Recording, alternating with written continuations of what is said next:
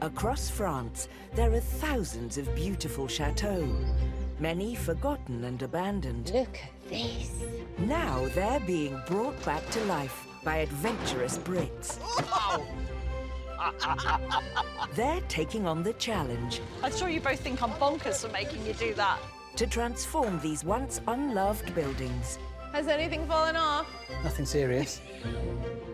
Into incredible homes and businesses. It's been better than we could ever imagine. There'll be triumphs. Another big step forward.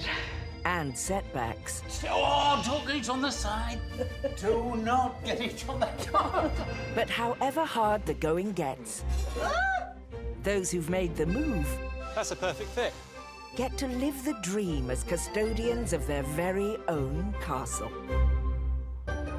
Today, Oh, that's a good one. familiar faces return with romantic plans for a new honeymoon suite.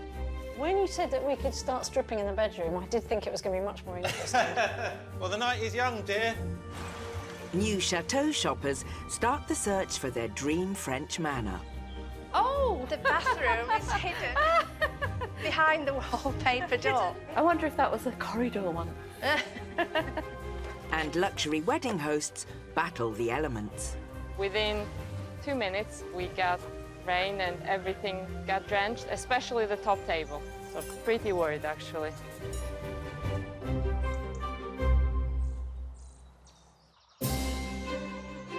The elegant 19th century Chateau La Grande Maison has 45 rooms, set in 3 acres of woodland on the banks of the River Dive. Bought 9 years ago by musicians Ben and Billy from Brighton, they initially ran it as a boutique B&B. But over the last 2 years, they've been expanding the business to host luxury events. A chateau life is pretty special. But we've worked solidly to get to this point. I mean, we've never let a season go by without trying to evolve into the next chapter and the next chapter.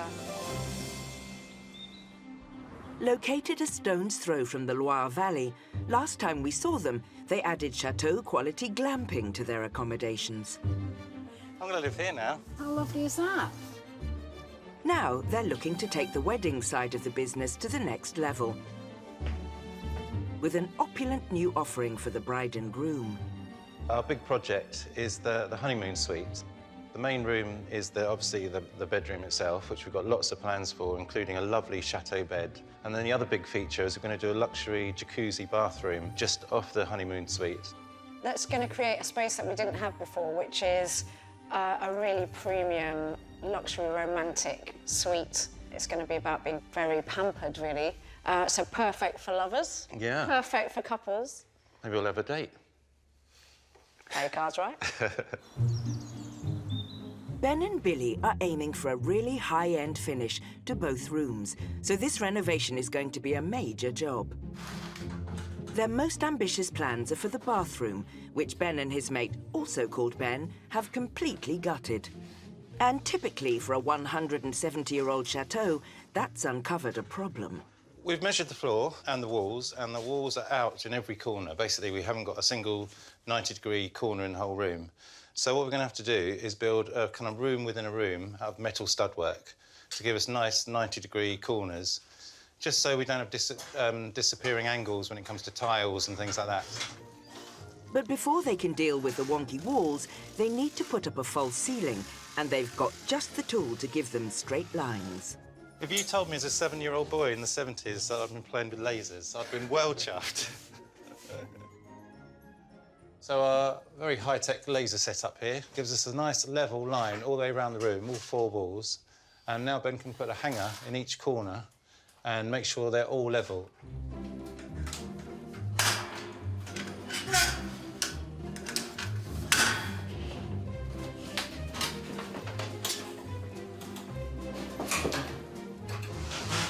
As the new ceiling goes up, Ben's taking the opportunity to improve on what was originally there.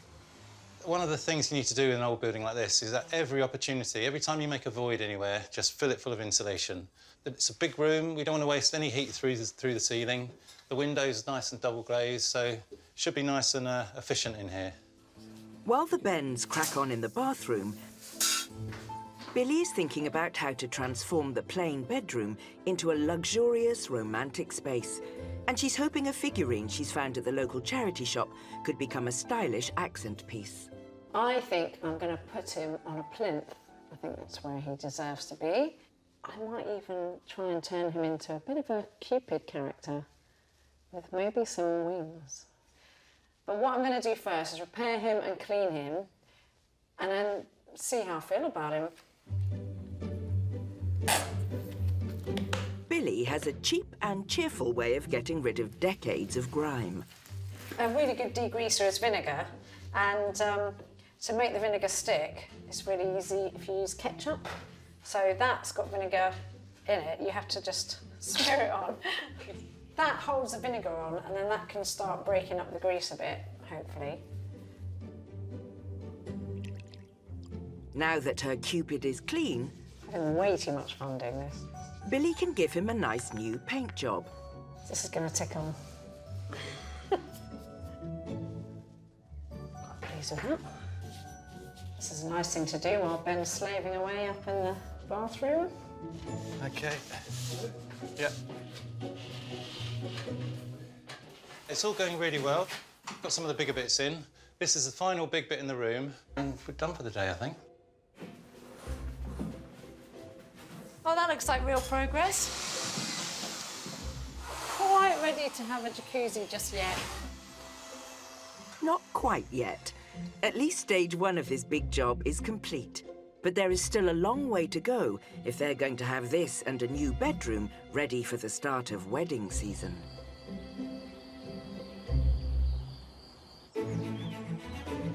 Hundreds of chateaux all over France are in need of new owners and loving restoration.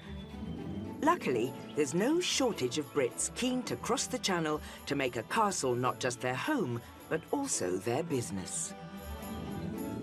Meet interior designer Lydia and her husband, software company owner Gary, who want to up sticks from Kent to live the dream in the French countryside. What is there not to like about France, to be honest? I mean, the language is such a romantic language in itself. The cuisine, the wines, the general joie de vivre is a perfect recipe for, you know, the rest of our lives, really. And this couple's most important ingredient is their new home. I love old buildings, I love original features. I would love a chateau with dated glamour. It also needs to work as a business, and they're not short of ideas.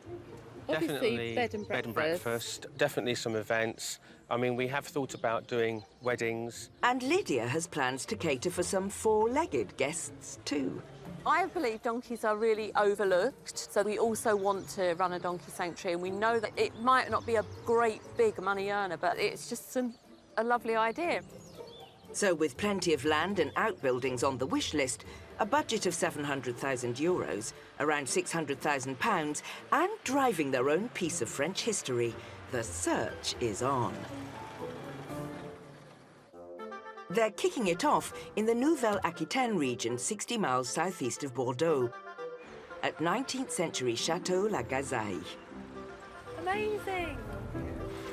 Le beau chateau! Let's see inside. Built in 1850, this grand pile offers 17 rooms spread over 4 floors. It's surrounded by nearly 20 acres of land and is on the market for €685,000, comfortably within Lydia and Gary's budget. Oh, very imposing, isn't it?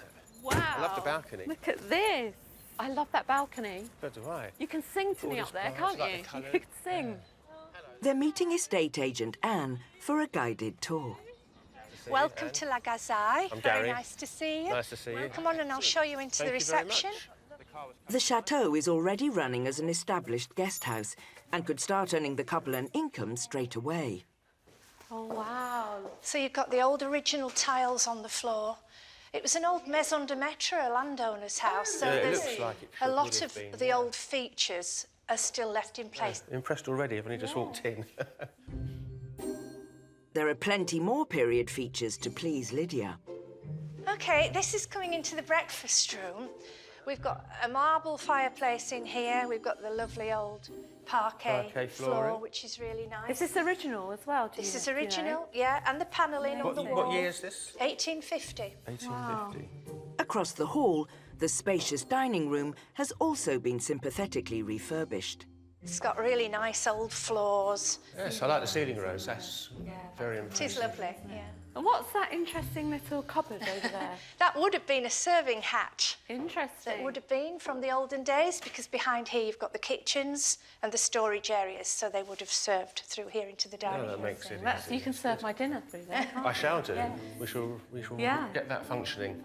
Next, Lydia and Gary are keen to investigate the bedrooms. Oh, I love these stairs. Spread over the first and second floors, there are 12 in total, 5 of which are let to guests at an average cost of £63 a night. This is the Soleil Oh, this is suite. nice. The Soleil Oh, suite. lovely. East side again, so you've got 3 windows, lots of light. You're looking over the pool, onto the riverside. Nice park. That's really lovely, isn't it? Yeah, this is It's lovely. it's a lovely room. This is really lovely. Yeah. I think this would be my room. I don't know where you're sleeping. All the bathrooms have been newly refitted, potentially saving Lydia and Gary thousands. And while most of the bedrooms have clearly been modernised, at least one is still very traditional in character. This one is called the Suite, Le Suite. Very French with its wallpaper, but as well, it has a feature here. Oh! The bathroom is hidden behind the wallpaper door. Okay. I wonder if that was a corridor one. You've 2 doors here going out onto a little balcony all the way across at the front. Oh, look at this. Come and have a look. This is where you can sing to me, see? Fantastic. I like this one. Yeah, I do like this one. It's lovely. It seems the interiors have won over Lydia and Gary, but for it to work as an events business and animal sanctuary too, the chateau will need more than just nice bedrooms. This is the impressive 15th century Chateau Lagos. It has 22 bedrooms and is surrounded by rolling vineyards. The lucky residents are Stockport-born Edward, his Kosovan wife Anna, and their children Charles and 1-year-old baby Emma. Since taking it over, the chateau has been run as a luxury wedding venue. For us, it is important for the wedding to be exceptional and to be exactly what the couple wants. So the wedding industry is a cutthroat business, and you really have to be at the top of your game to actually be successful. Situated near the city of Bordeaux, Anna and Edward spent most of the off-season creating a new stylish pool area and an atmospheric wine venue in the chateau's caves. But now the wedding season is here, it's all systems go for their first big event of the year. We have been working non-stop. I am a bit rusty and a bit tired and a bit not used to pretty much running around. So more coffee and hopefully a bit more, maybe an energy drink to keep me going. They're expecting 65 guests for the big day tomorrow, and there is a lot to do. Not only do they need to finish preparing the chateau's 22 bedrooms, they are also planning to host a welcome party on the terrace, as most of the guests are arriving tonight. And because of all the bed making, my back is in pain now. And the day is not finished yet. And if there wasn't already enough to do, some of the wedding party are already here. Hi, how you doing? Finally!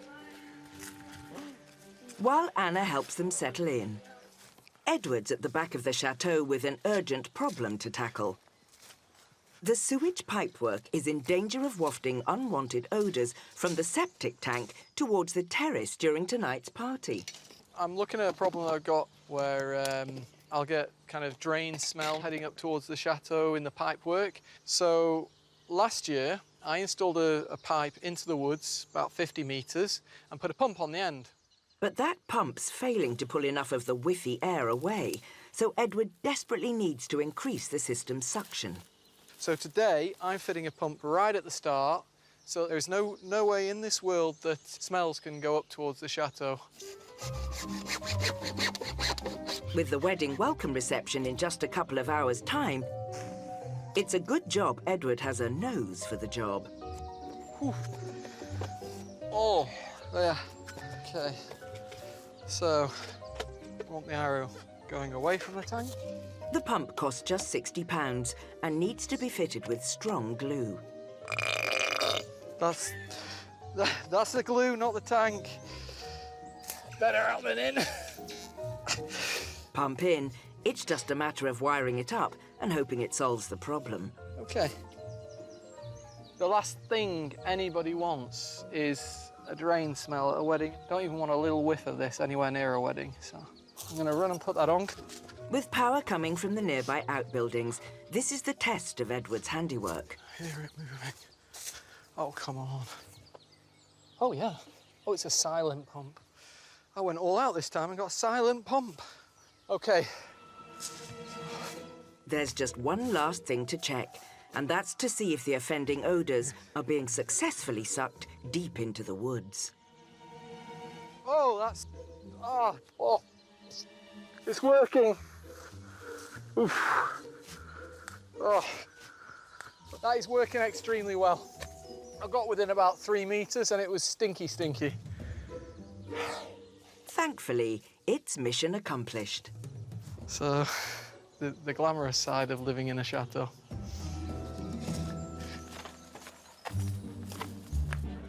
While Edward has been making sure that the air is sweet-smelling for the wedding party, Anna has been busy preparing an extravagant feast on the terrace. Go and have a look, guys.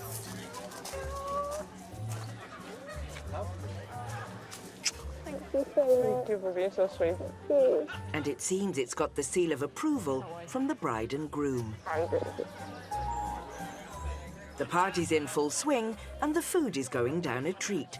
But there's a serious shadow starting to loom over the all-important big day tomorrow. Just looking at the weather, there might be possibility of orage, you know, kind of like storms. Last thing we needed, really, but it is what it is. Can't change the weather.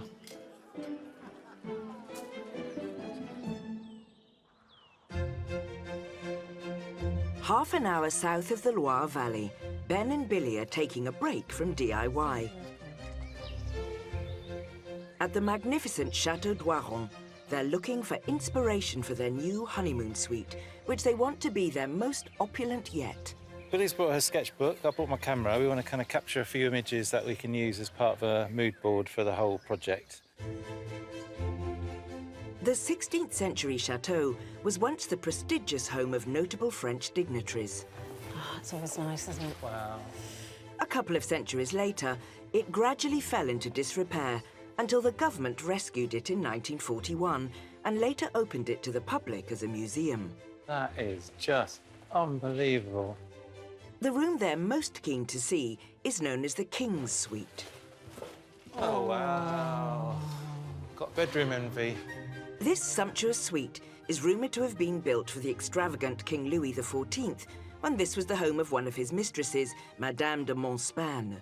You'd never want to get out of bed if you're looking up at Room fit for a king. Yeah, absolutely. Wow. Blue and gold and cherubs. Love it all. There's quite a lot of flesh on display up there, isn't there, Ben? With room after room of Renaissance frescoes and 17th century blue and gold wood panelling, there's no shortage of stunningly opulent features to inspire the couple. Wow. What a space. Look at that. Oh, it's incredible. Wow. You know when they say something's jaw-dropping, my Yeah. jaw actually dropped. Wow.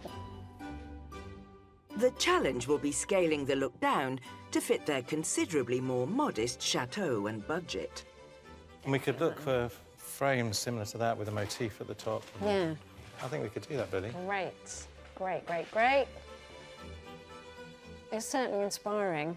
The royal blue again, leaf motifs, gold edgings on things. Coming here has been really inspirational, and I think we can take a lot of ideas away from here, and I think it's going to be a great, worthwhile day, I think.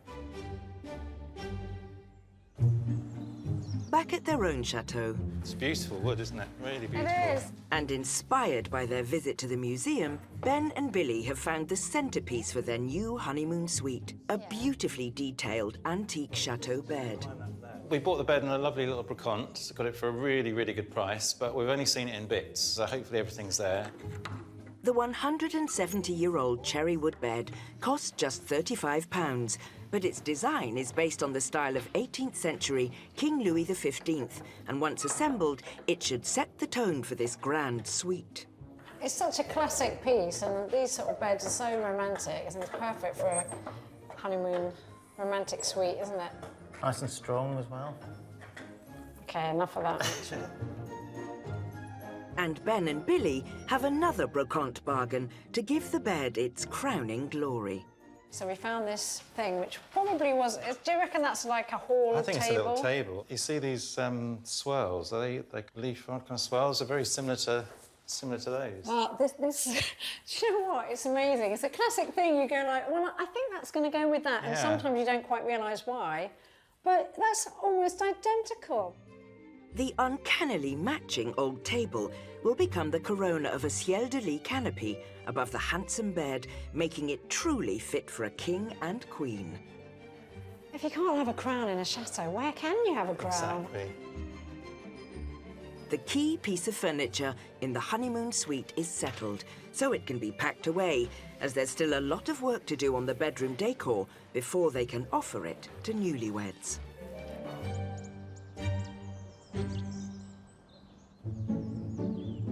Back in the southwestern Nouvelle-Aquitaine region, Kent couple Lydia and Gary are continuing their hunt for their dream home with a budget of €700,000.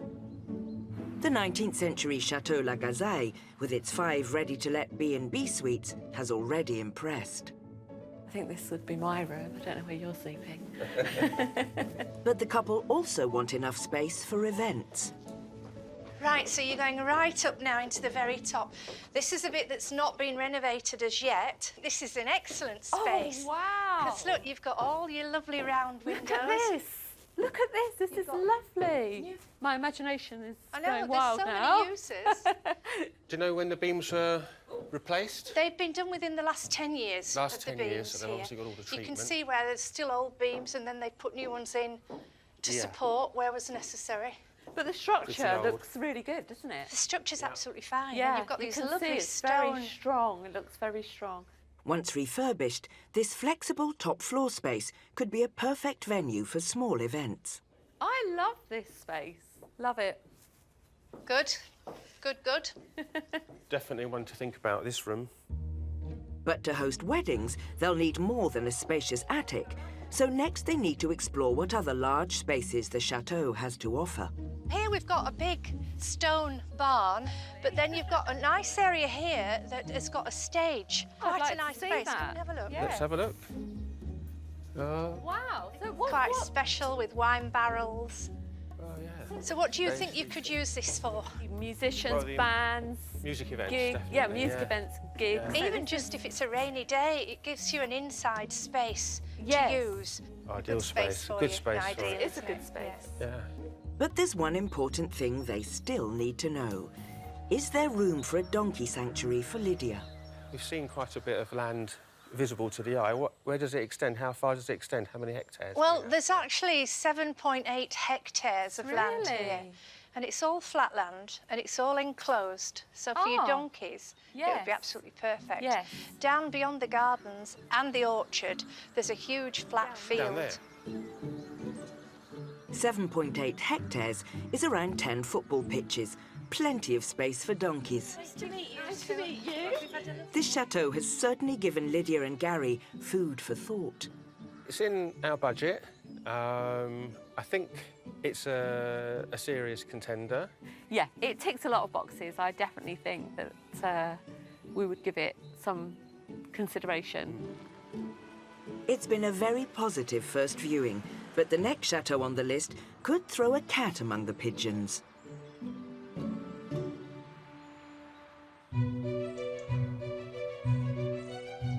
in the heart of the Bordeaux wine region, it's the day of Anna and Edward's first wedding of the season. I think I'll turn this one here. But one of several rainstorms forecast for the area has already caused havoc with the preparations. We set up all the tables with the tablecloths, with the name tags, and within 2 minutes, blue sky, no warning, we got rain and everything got drenched, especially the top table. So we're changing the tablecloths because everything has to look right. The wedding is due to start in just 2 hours. And rain clouds can quickly sweep in again from the nearby Atlantic coast. Bride-to-be Louise is refusing to let it dampen her spirits. It was a bit worrying, but I trust Anna. She said the weather would be fine, so the sun's out. So, yeah, just need to get ready. There is hardly a cloud in the sky now, but a second downpour would spell disaster. If it happens again, that means we don't have enough to change the tablecloths and to make sure that it's seamless. So pretty worried, actually. Having to relay all the tables means they're now also playing catch-up. I think we're probably maybe 15, 20 minutes behind. On most days, the bride's probably 20 minutes, half an hour late anyway, so we just need to go a little bit faster and catch up the pace. But there's an important job still to be done that can't be rushed. The bride and groom have requested a dazzling champagne tower for the reception. But it's off to a bad start. Yeah, basically, we have professional glasses for making these champagne towers. Clients have bought their own glasses, which isn't a problem. The problem is, these are big, like, champagne cups with tiny little bases on them, which makes it very hard to make. So I'm going to just make sure that they manage to get this up as it should be, and then I'm going to give it a bit of a test. I think once it's well placed, it should be all right. It's just going to make our job a little bit harder. Anna has her doubts. One's already fallen because the bottom's so small and needs to be coupe. So I reckon get it up, give the table a shake. Look, can you see? Okay, well, we can't. No, c'est bon, c'est pas possible. We'll get other glasses. We can't do it with these ones because it was the bride's cousin that gifted them to her, but it's not possible. They need to be a certain type, and this isn't the type.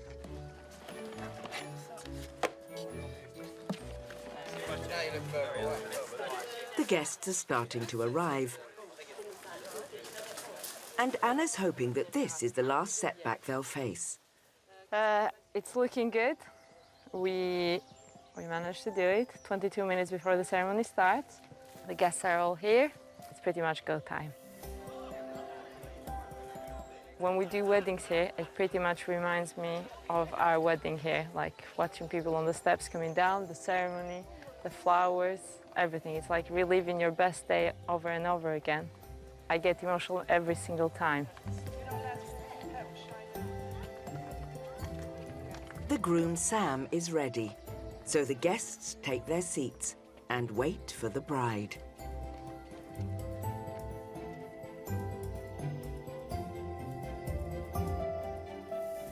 Finally got here, first wedding, you know. Emotional. Yeah. It makes us feel emotional.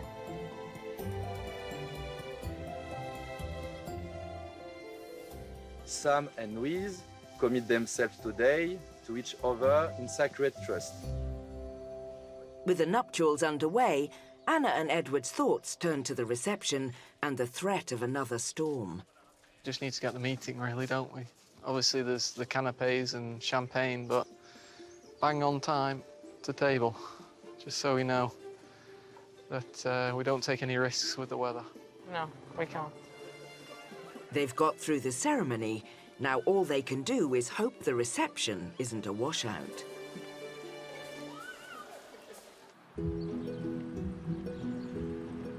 "45 miles away, between Bordeaux and Toulouse, Lydia and Gary are continuing the search for their dream French home. Oh, wow, look at this. With a viewing at Chateau de Grenier. They're looking for a property with business potential for B&B, events, and space for a donkey sanctuary. Ooh, Look at the ornate window at the top. Yeah, I love that. Look at that across there, that is amazing.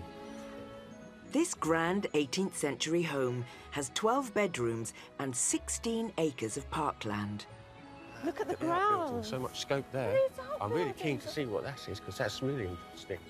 But at €780,000, it's 80,000 over budget, so we'll need to really pack a punch to convince Lydia and Gary it's the place for them. Bonjour. Bonjour, nice to meet you. Nice to Bonjour, meet you. monsieur. Owner Patrice and agent Sylvie are here to show them around. Oh, wow. Oh, wow, this is whoa. Lovely. This is a charming little entrance hall, isn't it? Now we are going to the dining room. The carefully restored ground floor rooms all flow off the central hallway and offer stunning views across the gardens. Oh, c'est très joli, cette pièce. Look at the terrace. C'est salle à manger. Salle à The manger. view is magnifique. Look at the fireplace. It's lovely. J'aime bien la lumière. Oui, oui, Oui. c'est très, très... The high price of this chateau would limit Lydia and Gary's renovation budget, so it's a big bonus these rooms are in such good condition. Oh, this is nice, isn't it? It's where all the work gets done. Working fireplace, c'est très joli. And the tiles, look at the tiles. Very cosy for a big house, isn't it? It's very cosy. Next, they need to investigate the B&B potential, so it's upstairs to the first floor. There are 4 bedrooms on this floor. And these are for bed and breakfast, for For the chambre. chambre d'hôte. Chambre d'hôtes. Well, the first one, overlooking Oh, this is lovely. on the park. Look at this It's a nice bright room again, lovely and bright. as well, isn't it? And this room have air conditioning. I love this space because, you know, it has built-in storage and the double aspect, the view, the marble fireplace. What is there not to like? It's just a general ambience. amazing. I would love to stay here myself. Like at the first chateau, an established B&B business means the couple could start earning straight away. Guests here pay an average £112 a night, almost twice the rate at Chateau La Gazaille. So there's a lot to weigh up. Oh my goodness, 2 sinks. His and hers. Again, nice and light, beautiful views. C'est très joli. Very nice. I love I like it. this one. Yeah. This place may tick their B&B box, but it's well over budget, and Lydia and Gary are yet to see whether it delivers for events or for donkeys.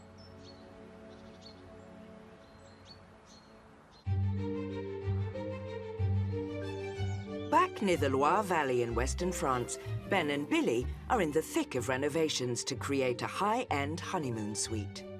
The next job is we're working in the luxury bathroom. You wouldn't believe it's a luxury bathroom looking around. now. We've got to put down a new floor. Bit of a tricky job because all the walls aren't straight, so we've got lots of different angles to work with. So there could be an awful lot of swearing today.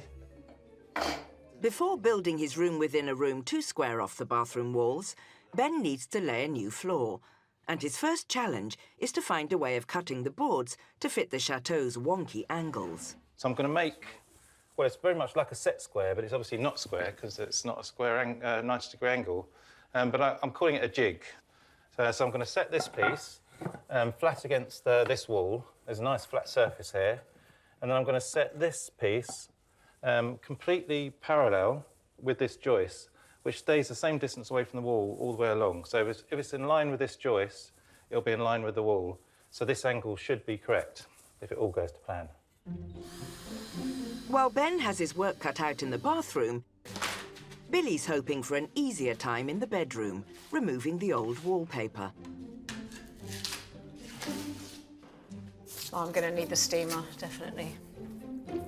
When you said that we could start stripping in the bedroom, I did think it was going to be much more interesting, honestly. Well, the night is young, dear. Using his homemade square tools that are far from square, next, Ben needs to cut his floorboards. Just set a measure, and because we've got both angles heading in different directions, the actual board is not big enough to put it in one piece because we're going to end up with this gap. So what I'm going to do is put it in 2 pieces. It's a bit of a shame. I'd like to have got the first 2 pieces in one go. Would have made it slightly quicker, but it's no big deal really. It's just one of those things. Got to change the design as you go. Things are rarely straightforward when it comes to renovations in a chateau. Oh, that's a good one. But at least Billy is making progress in the bedroom. Oh, that's more like it. Come on. That's better. Until her stripping uncovers another all too common problem in old buildings. Right, this is the kind of thing that I was dreading, actually. Look, the steamer's also showing up the vulnerable bits of plaster, and when you knock, you know, the plaster has a different sound when it's not good. So I did suspect that, and the steamer has just, like, brought that in. Ben, look. You've broken the chateau. Oh, look, yeah. This is a replastering job, isn't it? Yeah. This is typical, isn't it? A redecoration becomes a The rebuild. extra day's work, Yeah. With the walls, tiling and fitting still to be done in the bathroom and the plasterwork to replace before they can decorate the bedroom, completing the honeymoon suite is a way off yet.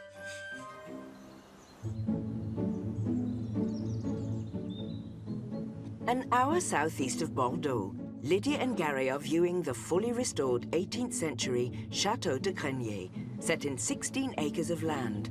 It's an established B&B that's already impressed.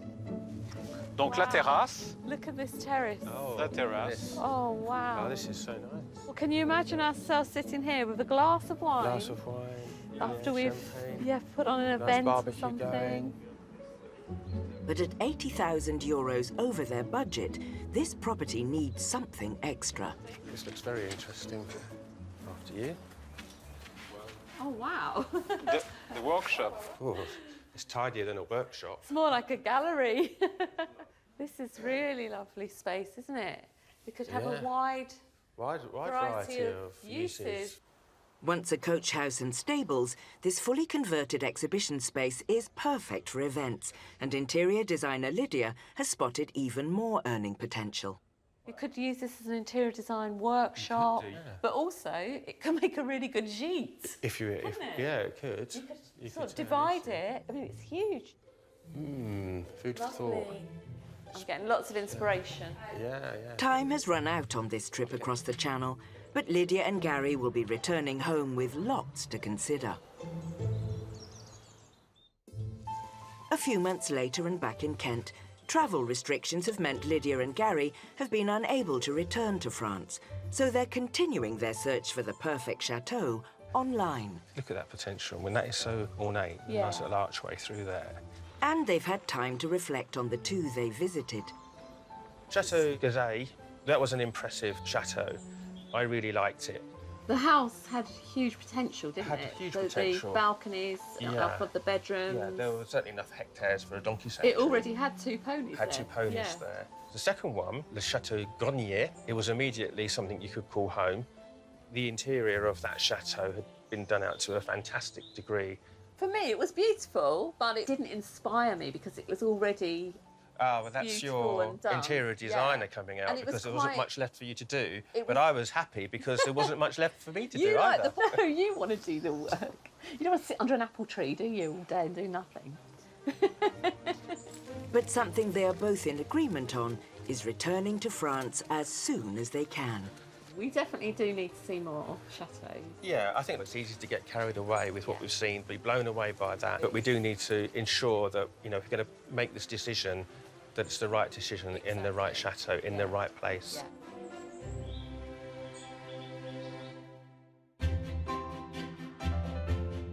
Back in Bordeaux at Chateau Lagos, Anna and Edward are hosting their first wedding of the season. So far, the rain has held off, and with the happy couple hitched, the party can begin.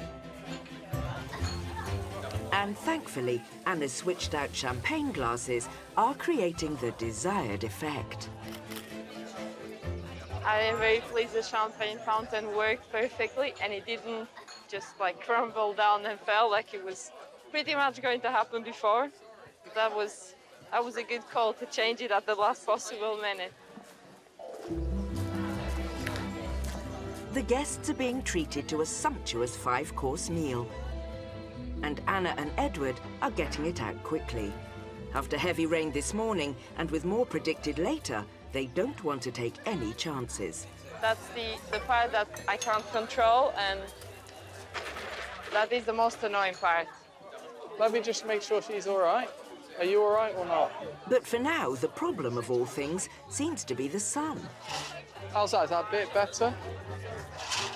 The sun is coming from over there, so it's just like a few chairs that are in the sun. So we keep on moving the parasols. It's back and forth, back and forth. But at least the sun is shining. You just move forward. He was just being awkward. Just making it look silly. No, are you all right there? Yeah. Good. All right. And the sun will start going down soon, so all those will take care of you too. As the sun begins to set, the lights go on and the celebrations move to the lower terrace. But with another storm forecast for this evening, Anna and Edward want to bring forward the firework display, which is normally the grand finale of the night. We've just about made the first dance before the heavens start to open.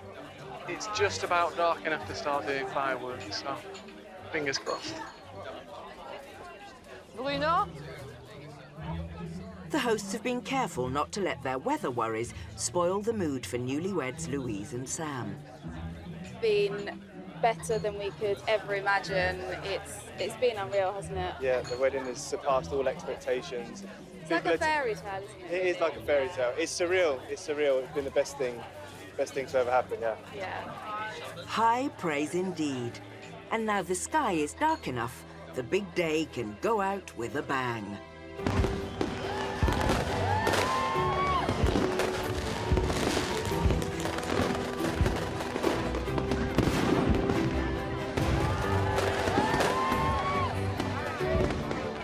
It's a huge relief for Anna and Edward.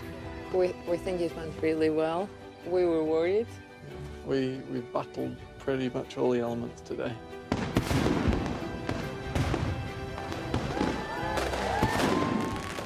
Now Edward has just one more romantic moment to pull off, and it's not for the bride and groom. Anna, I've got you a little surprise. Come on, come and sit down. You worked really hard today, and we never celebrated our wedding anniversary, so let's have a glass of champagne. It might be a few days late, but with 30 weddings a year, it's a wonder they find any time for themselves at all.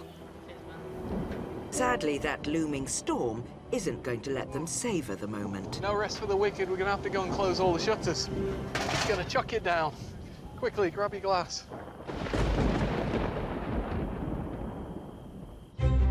Next time. Go round me, go round me. The end is in sight for Ben and Billy's honeymoon suite. Yeah, I've got it, I've got it, I've got it. Familiar faces grapple with a new challenge. I'm gonna get it straight. And new faces tackle an enormous project. I hate this, you know I hate this.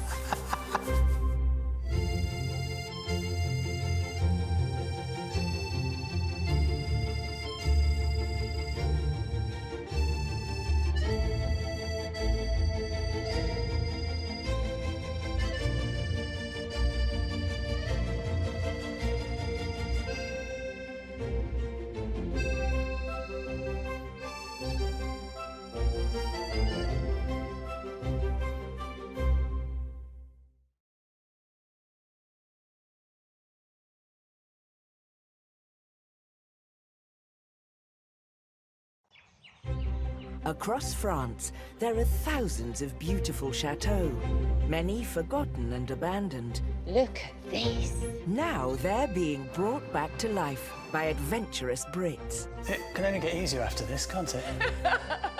They're taking on the challenge. It's always fun. To transform these once unloved buildings It's amazing. into incredible homes. The feel of the room is lovely. and businesses. There'll be triumphs. Ah, well done. And setbacks. Don't break the door. I know. But however hard the going gets, Got it? All that worry. Panic over. those who've made the move get to live the dream as custodians of their very own castle. Today, we meet some new faces, tackling an enormous project. I hate this. You know I hate this. One owner is put through her paces in chateau maintenance. Where are you going? I'm gonna get it straight. And at this chateau, there's a challenging situation. This side has got delicate things that could break. In the push to finish a huge renovation. Go round me, go round me. That's it. Got it? Yeah, I've got it.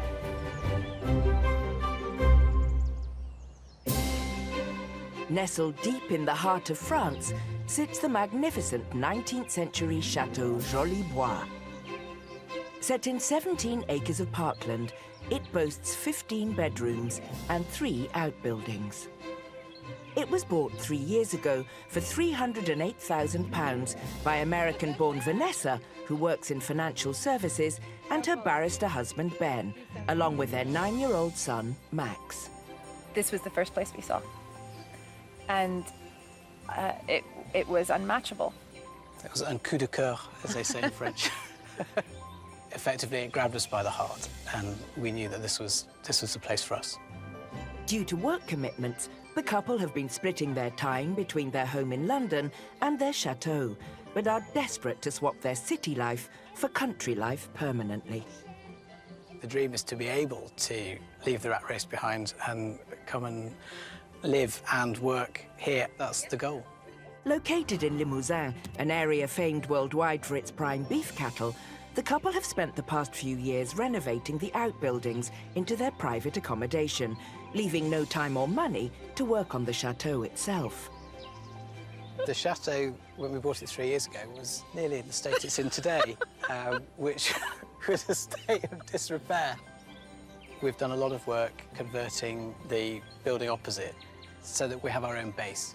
The view was to get a place set up so that we would enjoy being here.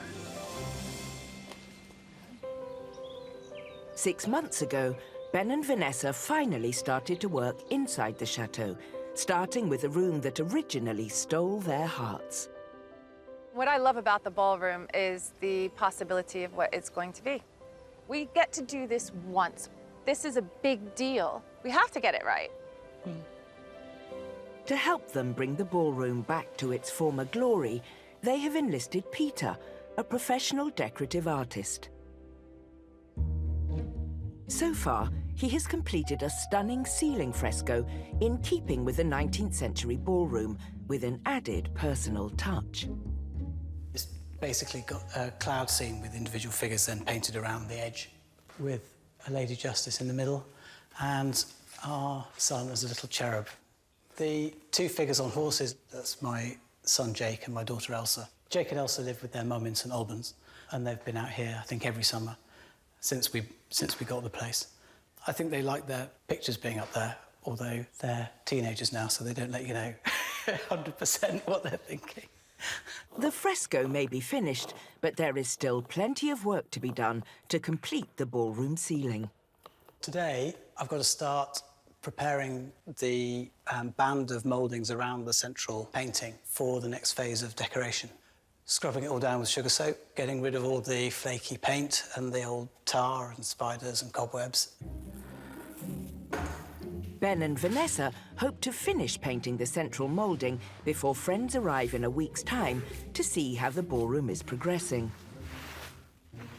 It's very hot up here. It's much hotter up here than it is down on the ground. How's it going? Not bad. You fancy coming up? It's like 25 feet, right? Yeah. And with Vanessa not a fan of heights, Ben has to tackle the plaster work alone. I've got to move the scaffold now already. you can't reach out too far, so you're limited to doing this much at a time. Has anything fallen off? Nothing serious. No, that's not funny. No plaster's fallen off, if that's what you mean. Okay. The plaster's quite solid. Because it's really quite rough what you're doing. I'm being very careful. But I...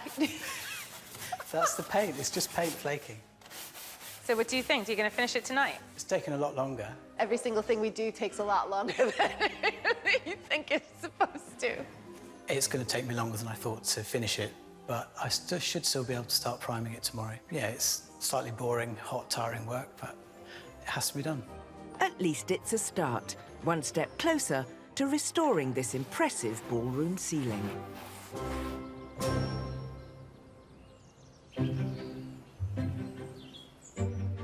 In northwest France sits the stunning 19th century Chateau La Perrière.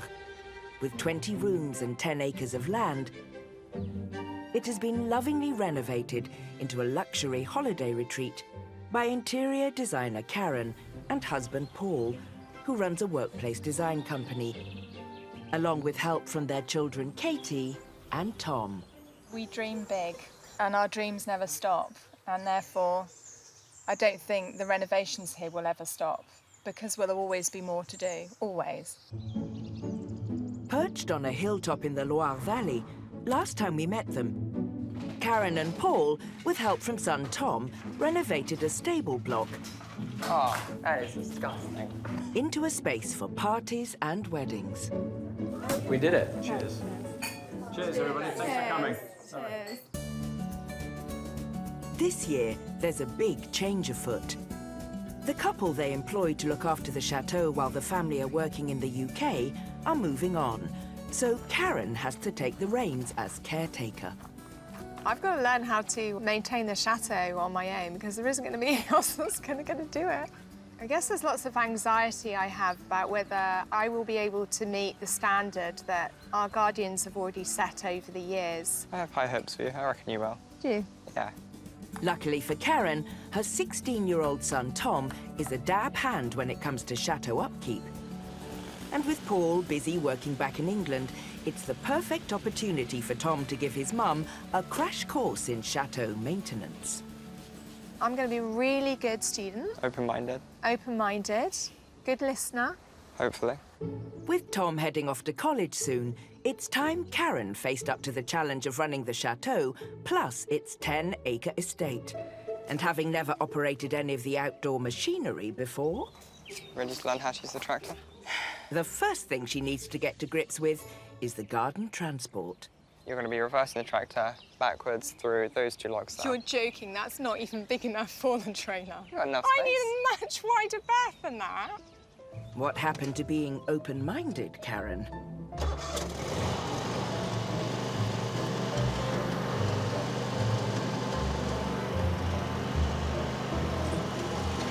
Where are you going? I'm going to get Target's that way. No, other way, other way. There you go, keep it going.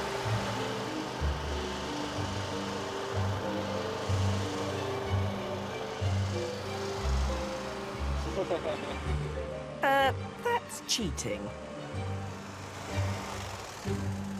Unfortunately for you, if that was a cement wall, you wouldn't be able to just move it. Tractor sort of mastered, it's straight to work on a big gardening project. They need to cut back a wooded area behind the chateau. When the family bought the place 15 years ago, they painstakingly cleared a viewing point from this area to gaze over their new home. So from here you can see the chateau, and now You can't. you can't see anything. Karen's desperate to reclaim her view, but before they tackle the trees... 1, 2... It's a perfect opportunity to learn another new skill, operating the strimmer. Seriously not comfy. Okay.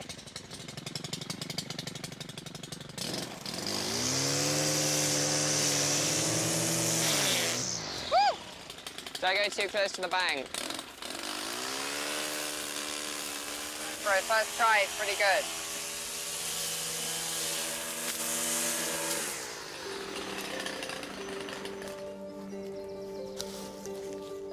With the overgrown bank to tackle next, Karen hands over to Tom. This hill's pretty steep. It's almost like you're abseiling. Yeah, are you safe? Yep. He's very confident at climbing, so I don't need to worry too much. Very hard work down here, Mum.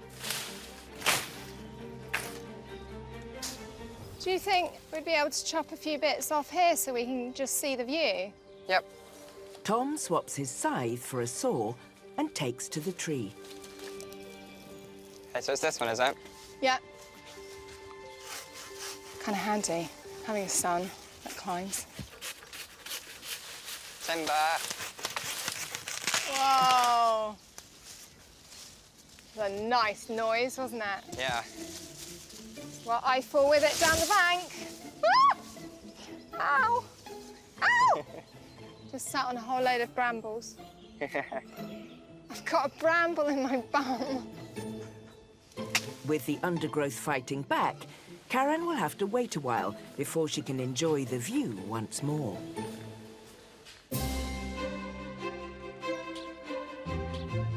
In western France sits the impressive 19th century Chateau La Grande Maison. It has 45 rooms, 3 acres of land, and is also bordered by the stunning River Dive.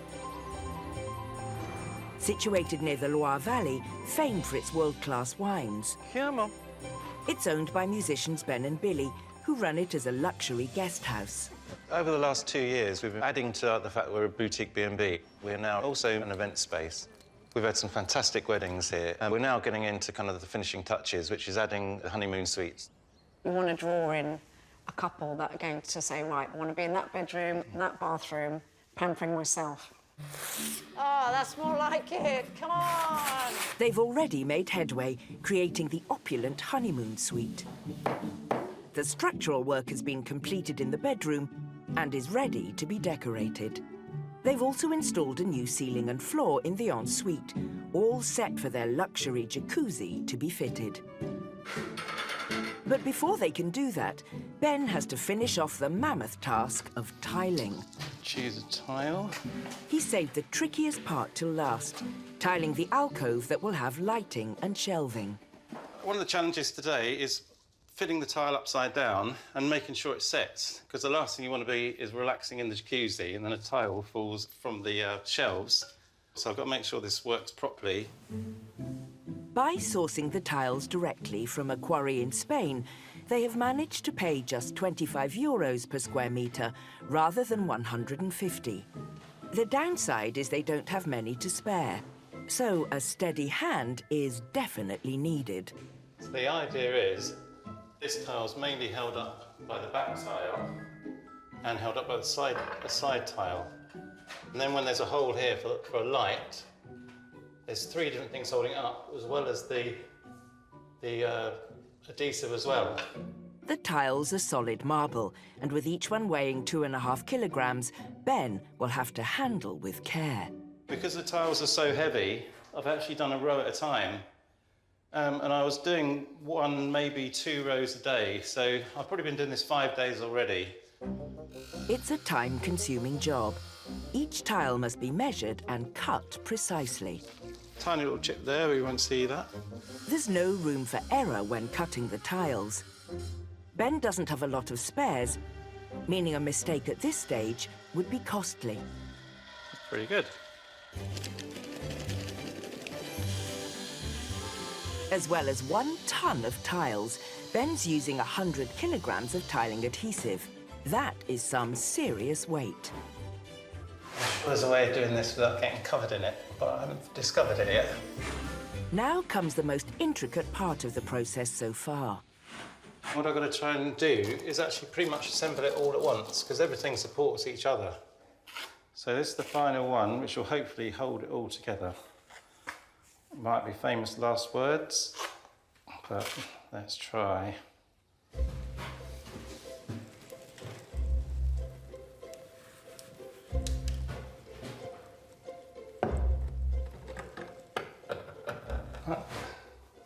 Pretty quick.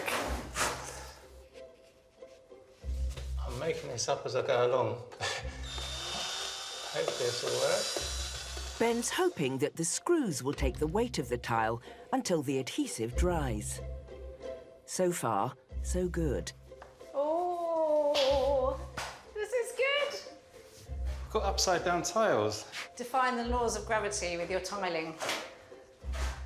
As long as they stay upside down and not on the floor. Gosh, well done. It's very impressive, Ben. Thank you. You've created like a Roman public spa in here. Have to wear togas. The tile work is a success and another job done in their dream honeymoon suite.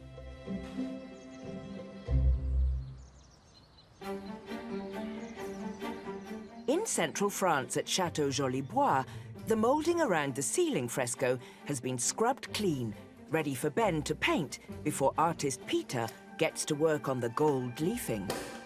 It gets one coat of primer, and once it's had a coat of primer, it has a coat of undercoat, and then after the undercoat, it has 2 top coats.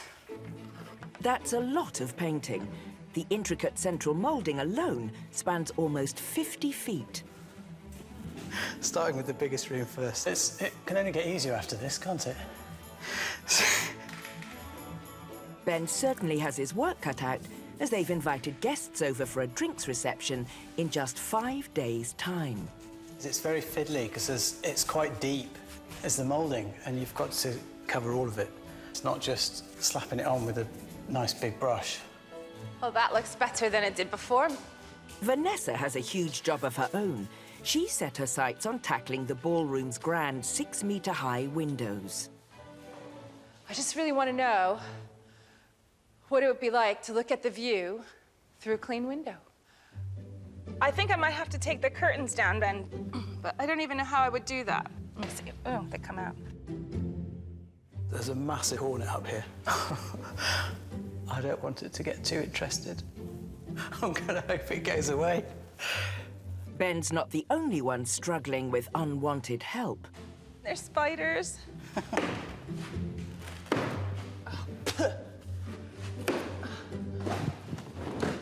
So dusty and disgusting. Oh, so gross. Hey, how are you getting on? It's pretty gross. Yeah, so you want to help? Take a break?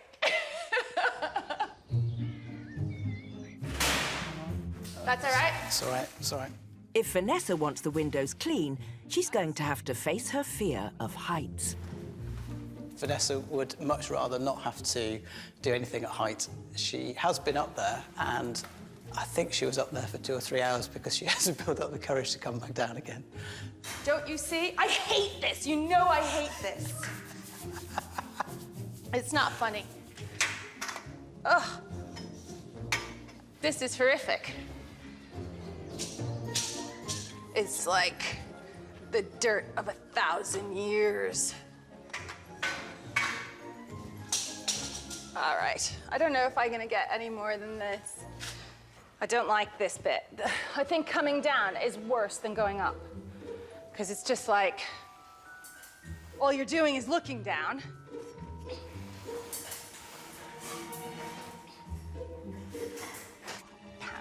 There. I'm done. I'm done. Back on solid ground, Vanessa can get to work cleaning the lower windows. I remember when Ben asked me to move in with him, it was the one condition was that we had a cleaner. And now look at me. This is crazy.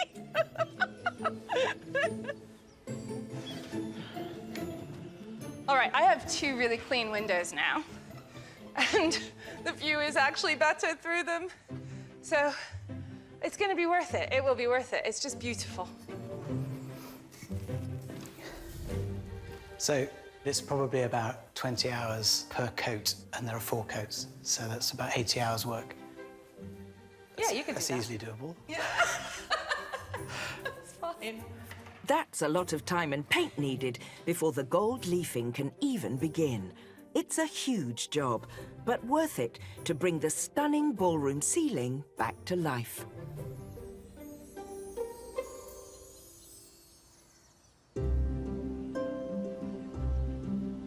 In the Loire Valley at Chateau La Perrière, Karen's preparing to take over the running of the place when their caretakers leave at the end of the season.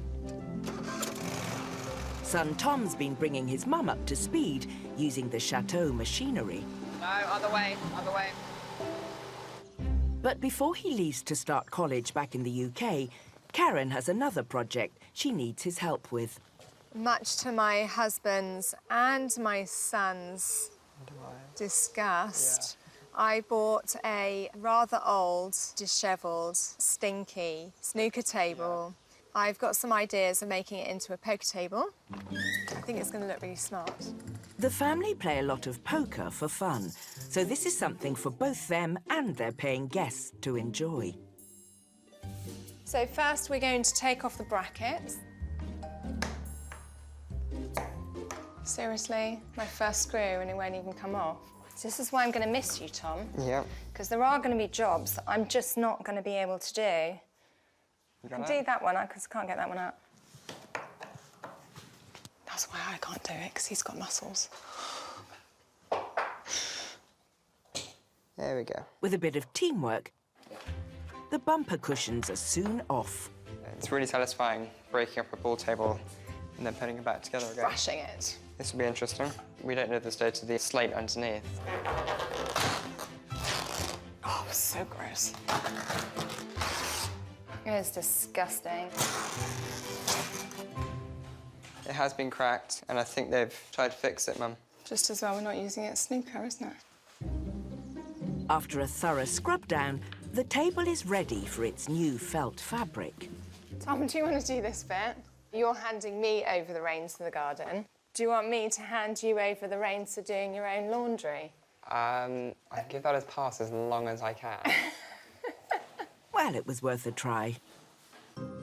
There's no holding him back with the staple gun, though. Good job. That's nice and tight.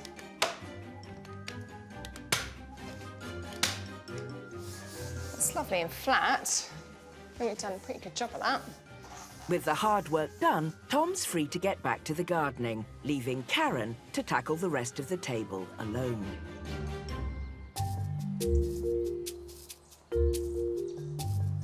Back at Chateau Jolibois, after 5 days of hard graft, Ben's finally finished priming the ceiling mould and made a start on the coloured top coat, ready for artist Peter to begin the gilding. We bought effectively a large tester pot of this yellow paint so that we could put it up on the ceiling and see how it looked. When we put it up, it was very strong and really difficult to imagine that strong colour all the way around the painting.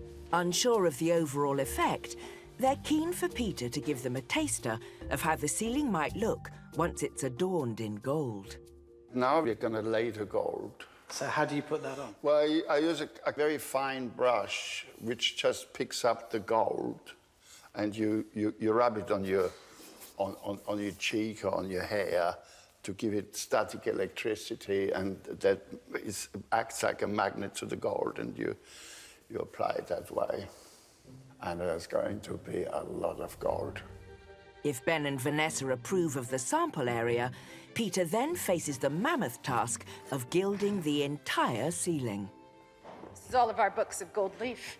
It's very light. The gilding comes in booklets containing sheets of 22-carat gold. To gild the central moulding will take about 300 booklets, which could top £6,000. In my wildest dreams, I wouldn't be in a position to watch somebody who's, technically capable of executing something like this. Until Peter finishes the sample area, Ben and Vanessa shift their attention elsewhere. They're keen to complete another job before their guests arrive in a few hours to see their beloved ballroom. They just nailed it into the wall. The couple want to restore an old piece of furniture that's been used as a bar by the previous owners. We're going to detach it from the wall, take the cladding off, and then see what we've got. Because from the other side, it looks like this probably wasn't a bar at all. It was probably quite a nice piece of furniture. They're hoping that behind the cladding is an opulent dresser that could make a bar much more in keeping with the style of the chateau. This is the kind of thing I enjoy. Breaking up bits of wood, brilliant fun. Ah, Don't break the door. I know, I know. Did they really nail it to the furniture? Yeah. Oh my gosh. It's lovely. Why would they do this? That's all going to fall apart. Okay. I've thought about it over the years as to, do we paint it or... And I can't bring myself to do it. So I'm just gonna polish everything up. And I have some lovely wine glasses waiting to go into it, which I bought about 2 years ago for this purpose. And we're gonna have some really great parties in here. Hopefully starting with tonight's drinks reception, as long as the bar is up and running in time.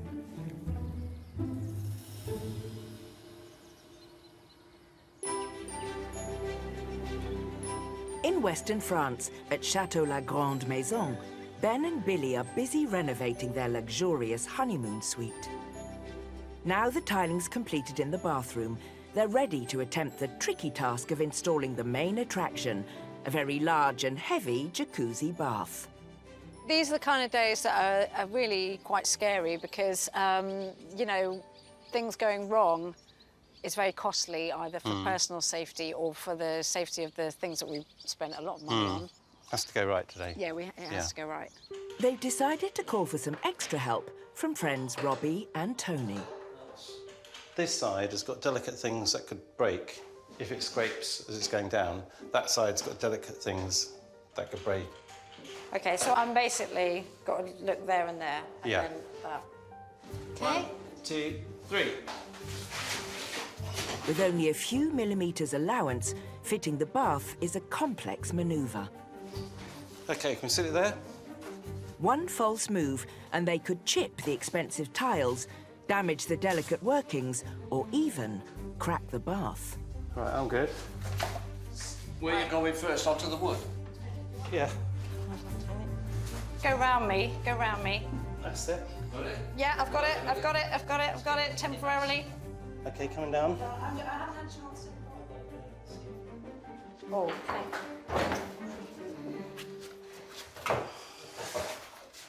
Yeah, I think that's right.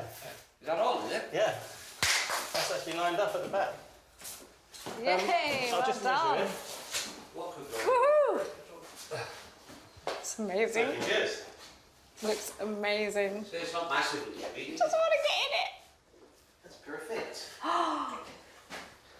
Big success. Yeah, well done. big success. And it's looking fantastic. Yes, Absolutely it brilliant. really is. So I've been thinking about this for 7 months, you know, planning it all out. In the end, it went really, really easy, so fantastic. This may have been a tricky job, but Ben and Billy want to make use of the extra help for something much trickier. And one person's down, passing it to 2. We're lifting a 75-kilogram skylight up onto the roof so we can change the window in the hallway. The corridor that links the honeymoon suite is in need of a new window. It's the perfect opportunity to get the new glass lifted through the bathroom skylight and onto the roof. Ready? Good. Actually, that's not too bad. Good idea with the straps. It's a major operation, really. Heights don't like heavy glass, risky. Yeah, you'll be okay.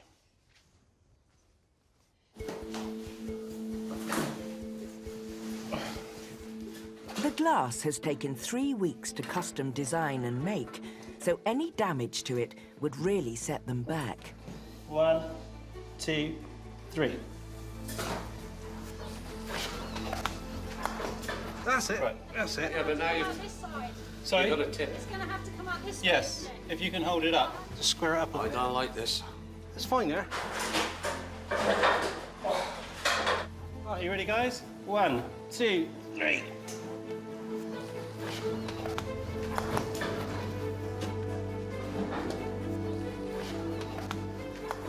Okay, now we go. Well done. There we are. Oh, that's hairy, that. Nice one, Robbie. Jobs are good then. And once the old plastic window has been removed, That's That is fantastic. Look at the light flooding in. They can install the bespoke glass panel. OK, back a bit, back a bit. That's good. That's a perfect fit. Brilliant work. Now all that's left to do is secure the glass in place. I'm really pleased with that. That was tricky. Ben and Billy have completed 2 huge jobs today and are a big step closer to finishing their project. That's the end of the scary construction part of this project, Everything isn't it? scary's been done. And now it's just the decoration and adding Yeah. on and the functionality of Piece of everything. cake now.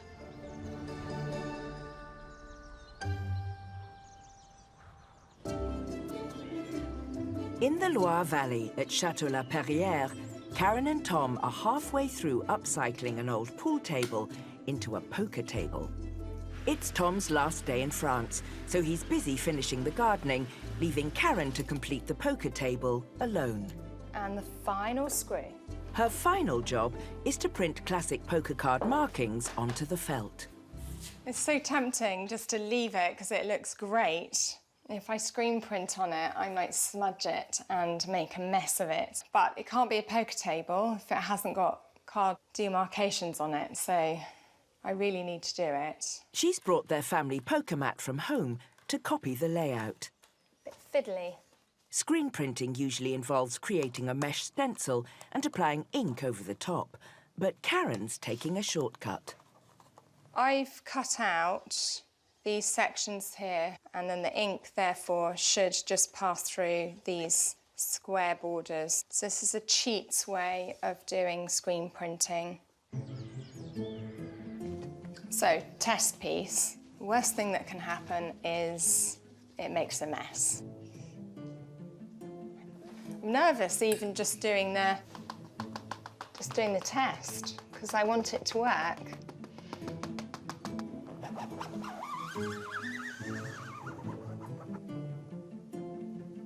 Guess we're going to find out.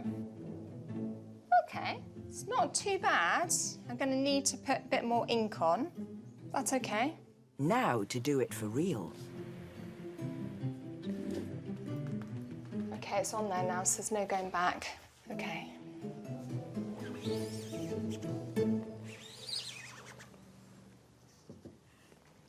I think it's smudged. Oh, no, it hasn't.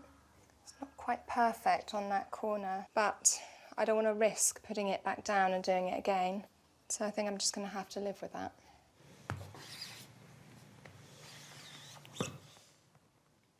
OK. Feels better. Voila!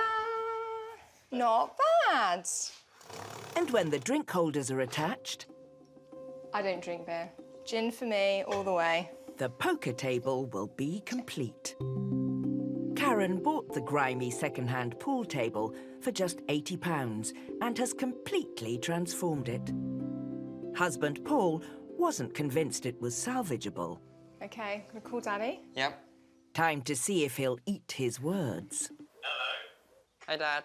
We've been working our little whatsits off on this little baby in here that you were really rude about, and we would like to show you what we've achieved. OK, I do hope I'm not underwhelmed, darling. You won't, babe. There you go. Wow, it's blue. It's cool. OK. A little bit more Vegas. So we have little buckets. Is that my beer bucket? That's your beer buckets. Does it still smell like it did when you brought it home? No, it doesn't smell at all anymore. God, I hate to say this. It actually looks a whole lot better than I thought it ever would. Yay! I think you've done actually very well. Fantastic. Well done, guys. Bye. Bye. It's been a hard couple of days' work, and with Tom heading back to the UK for college, he's been busy hacking the overgrowth on the hill to give his mum back her view over the chateau. And that's not the only surprise he has in store. Wow, that's so beautiful. View's amazing. It's really good, isn't it? The vineyards are beautiful. It's just an incredible view, isn't it? Yeah. And you've made me a tea. It looks amazing. You've worked really hard on that. Thank you. Now I'm off to college. How are you going to cope without me? Well, you're going to be on speed dial on my phone. And Okay. don't you dare ignore me, because it'll probably be me asking how to start the strimmer. So please don't ignore my calls. Well, unless I'm in a class, I won't ignore your calls. I think I'm going to be okay. And I am going to miss you desperately. Now that Karen's in the driving seat, it's the start of a whole new chapter at Chateau La Perrière.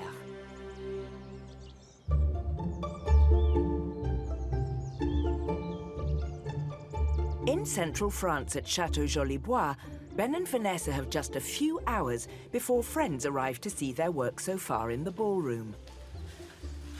Wow, look, Ben. That's amazing. And the sample area of gold leafing on the ceiling is ready just in time. Can you imagine the whole thing done like this? You need sunglasses. No, I won't need sunglasses. It is the perfect background for the gold.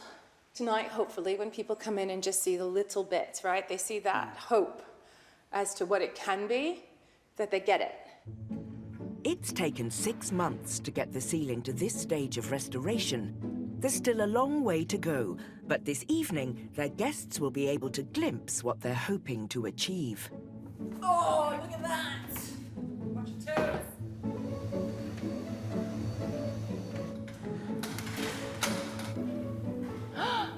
Oh, that's very cool, hun. It makes the gold leaf look just amazing. Tonight will not be about taking cobwebs down. It will be about celebrating with our closest mates. We should charge for them to come in. All in good time. All in good time. We can do this. Don't break it.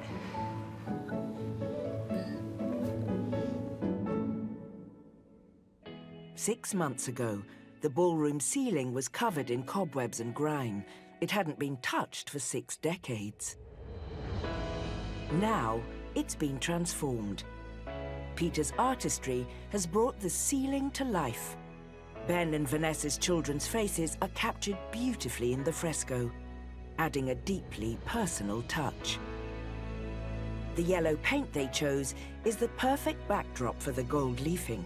Once it's finished, the effect will be dazzling. The floor-to-ceiling windows are now bright and clean, so Vanessa can finally enjoy the stunning view. And with the cladding removed, the restored bureau works great as a bar, perfect for a party to celebrate their hard work so far. I'm just hoping that they come in and they see it and they're amazed. Time to find out. Okay, you can all come in now. Wow. All right, what do you think? Amazing. It's the best. Well said, Max. Over here is the sample that was just done. Yeah, it's stunning. Yeah. And the gold leaf, Gold it's leaf's fantastic. fantastic. The colours match really well. Do you see yourself, Matt? I can see myself in the middle making fortune. Can you see the grand vision now? Yeah. I think, I'll be honest, I thought they were slightly mad when they first told us they were doing this project, but actually seeing some of the work come to fruition, you can start to see what they're actually going to build here and accomplish. Definitely very proud of them. Our friend's reaction was exactly what we'd hoped for. The more that people see of it, the less they'll think that we're crazy, and the more they'll think that it's amazing. Maybe in another year, hopefully, we'll have a fully completed, functioning ballroom. Ben and Vanessa have accomplished a great deal over the last few months, but now work is calling them back to the UK. I know we have to go home, and then it's going to be a while until we come back. It's days like this when you think, oh, I just want to get out of here. Yeah. But we can't do that quite yet. No. So no. it will come. Yeah, it will.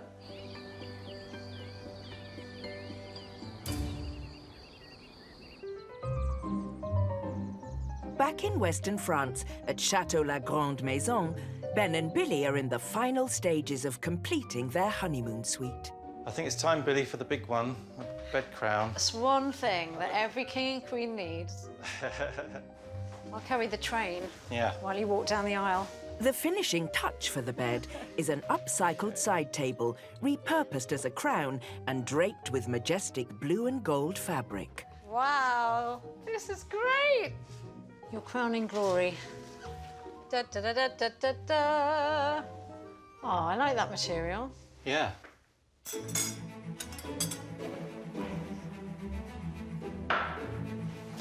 Oh, that's beautiful. That's lovely, isn't it?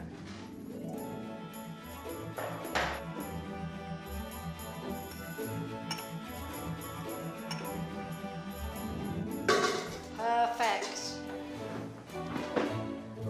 Big success. Really happy with that. Well done. Oh. You're amazing. A few months ago, this room was in desperate need of love and attention. 100 years of neglect had left flaking plaster and peeling wallpaper. Now, it's been given a new lease of life. Taking inspiration from regal Renaissance colour schemes, it's the perfect room for newlyweds. And their daughter Ella is first in line for a sneak preview. Oh my gosh. We've been busy. Wow. What do you think? That is incredible. That's amazing. Is this what you were expecting it to end up like? A lot better. Fantastic. That's always good. The blue and the gold is just amazing. It's very royal. It's very royal colours. Yes. And wow, that bed crown. I love it. It's amazing. Yeah, it's looking really, really good. Really happy with that. Yeah, wait well. The ensuite bathroom used to be a shell. With wonky walls and uneven floors, it had to be completely rebuilt. Now the transformation is complete, featuring 2 vanity stations, a luxury shower, and an indulgent jacuzzi bath. It's ideal for any bride and groom looking to relax. What do you think? Oh my gosh. Wow. Wow. Is that jacuzzi? Yeah. Oh, yes. This is amazing. It's so chic. It's very chic, isn't it? It's beautiful, I love it. It's been a mammoth job. So to get to this point is absolutely fantastic, and really proud of what we've done here. I think another 2 weeks to finish the hall, and this will be ready to put on the website, and we'll be welcoming guests shortly after that, I think. We have 2 couples coming to have a look around the place for weddings this time next year, so it's great to get this ready and in time for them to come.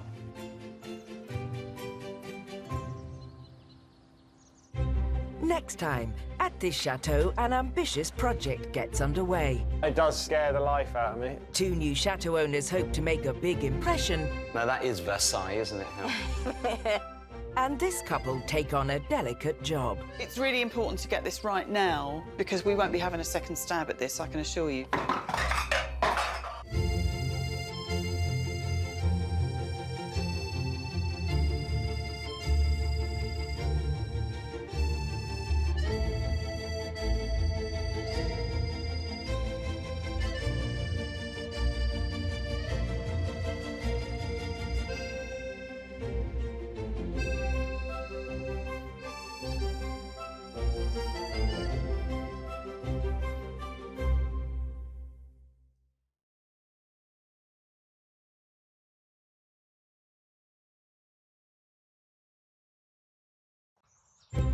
Across France, there are thousands of beautiful chateaux, many forgotten and abandoned. Now they're being brought back to life by adventurous Brits. Way! They're taking on the challenge. Yoo-hoo! It's always fun. To transform these once unloved buildings Dangerous. into incredible homes. Oh my God! That ceiling is amazing. And businesses. There'll be triumphs. We have lights. Oh my God, look at this. And setbacks. I was expecting you to catch that one. But however hard the going gets, All good? those who've made the move get to live the dream as custodians of their very own castle. Today, Looks like a lot of work. we revisit some familiar faces Wowza. as they take on an ambitious new project. But it does scare the life out of me. The prospect of putting it all back together. New chateau owners hope to make a big impression. Now that is Versailles, isn't it? As they prepare to welcome their first guests. I believe this one's kind of almost looks like myself, like a child angel, so it had to go on. And one couple face an uphill battle. This is mad. As they tackle a delicate renovation job. It's really important to get this right now because we won't be having a second stab at this, I can assure you.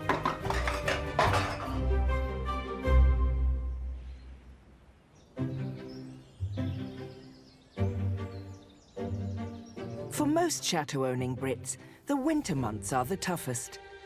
With fewer guests and more time on their hands, it's become a season to work on new projects that could boost their profits in the coming year.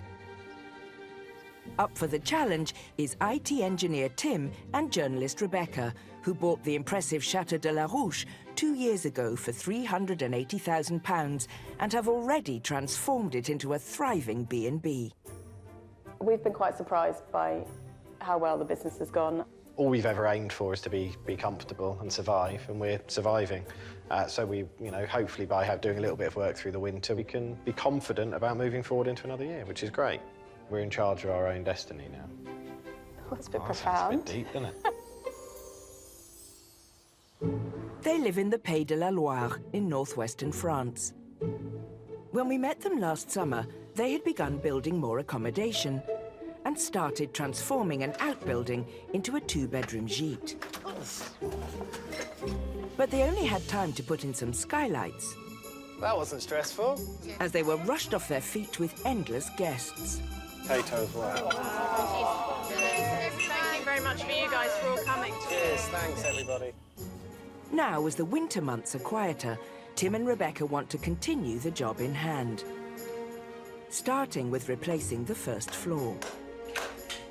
The gîte is going to be a 2-bedroom holiday cottage. So on the top floor, there will be 2 lovely ensuite bedrooms and then a really big living room sitting area. And then downstairs will be a lovely farmhouse kitchen and a really lovely boot room. It's all going to be lovely, apparently. I said lovely about 20 Lovely. It's lovely. Sounds like a big job.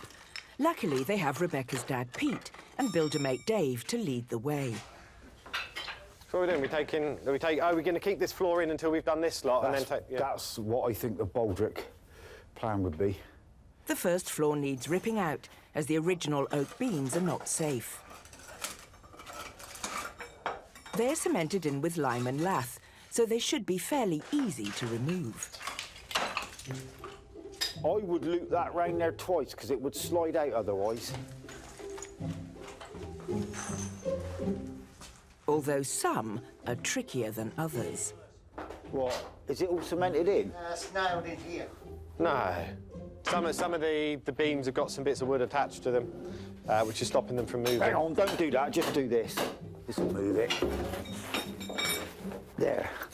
Right. I'll do that with every one of them, I'll see get them. The idea is to lower them to the ground using a pulley system. All right then, if you put it towards you then, Pete. So what? I haven't been involved in the plans, so I don't know what's going on. Need to. I wasn't that prepared for it, to be honest. The beams seem to be coming down nicely, but this is one job Tim could have done without. This was never in the plan for the renovation here. We were going to use the existing floor and just make it good. So this is an annoying interlude in what we wanted to be doing. We kind of expected to be putting in the new electricity and stuff by now, but hopefully it should end up being maybe 2 or 3 weeks of delay and a fair old chunk of money, but that is completely typical of every job that we encounter here. Well, at least Dave and Pete are managing to get rid of the floor without too many problems. Looks like a lot of work. Looks good. It looks amazing. You can really see the building with the beams out, but it does scare the life out of me, the prospect of putting it all back together. With the beams removed, Rebecca's come to check out the space. Wow.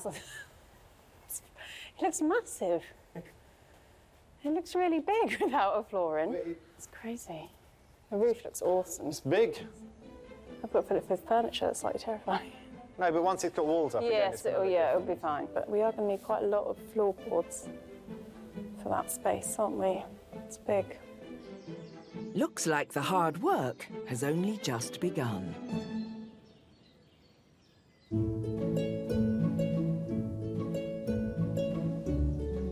In central France lies the fairy tale 18th century Château La Briance. It came with 17 bedrooms spread over 4 stories and sits in 6.5 acres. The lucky new owners are Dorset couple Matt and Helen, who snapped it up 7 months ago for just £476,000. As soon as I saw this chateau, I knew this was the one. Yeah, the look of the chateau is what we fell in love with. The turrets, the princess castle, I guess. Well, that's it. I mean, I think, you know, my princess has her very own castle now. Located 20 minutes from the city of Limoges, Matt and Helen own a speedway racing team based in their hometown of Poole. Now they have decided to make a fresh start and want to transform the chateau into a high-end B&B and wedding venue. And they've already taken bookings for Valentine's Day. So we effectively have around about 8 weeks. People do look at us as though we're a bit mad that we think that this is going to be done, but, well, it's got to be. We don't really have a choice. With so much still to do, they have builders on site who are working flat out on the middle 2 floors.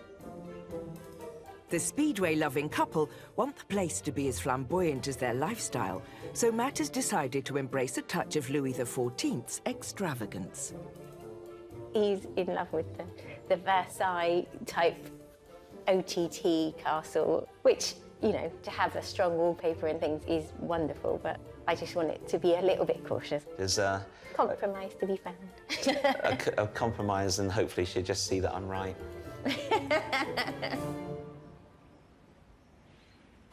To help keep the work on track, DIY novices Matt and Helen are having to muck in. Starting on the first floor family suite, they've named after one of France's most well-known figures.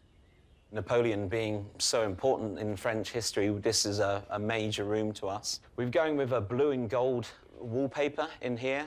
It's going to be quite a grand room, just as Napoleon warrants, and there'll be, again, features, many different features in the room based on him and French history. Today, they're tackling the job of attaching a magnificent ceiling rose.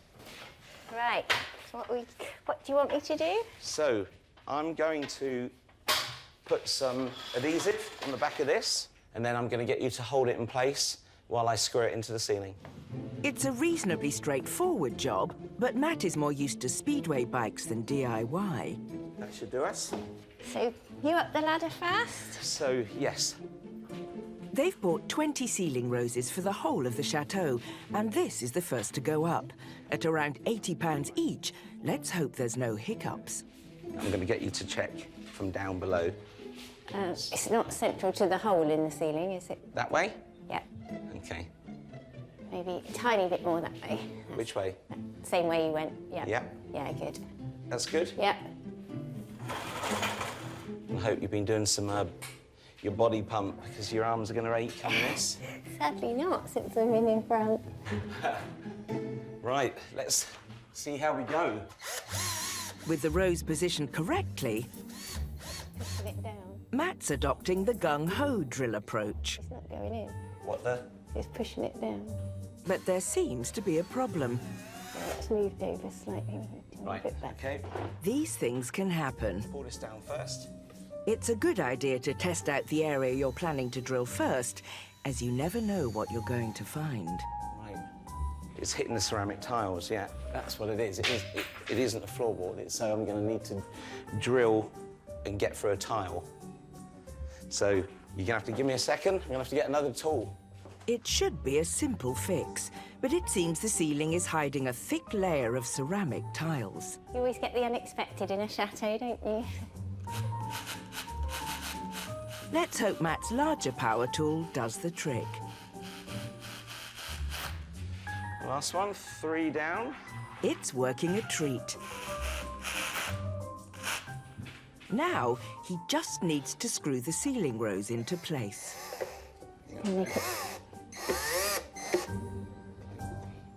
Easier said than done. Yeah, it's tough. I can't. I'm on the top ladder and I can't see above. I'm little. You can do it, Matt.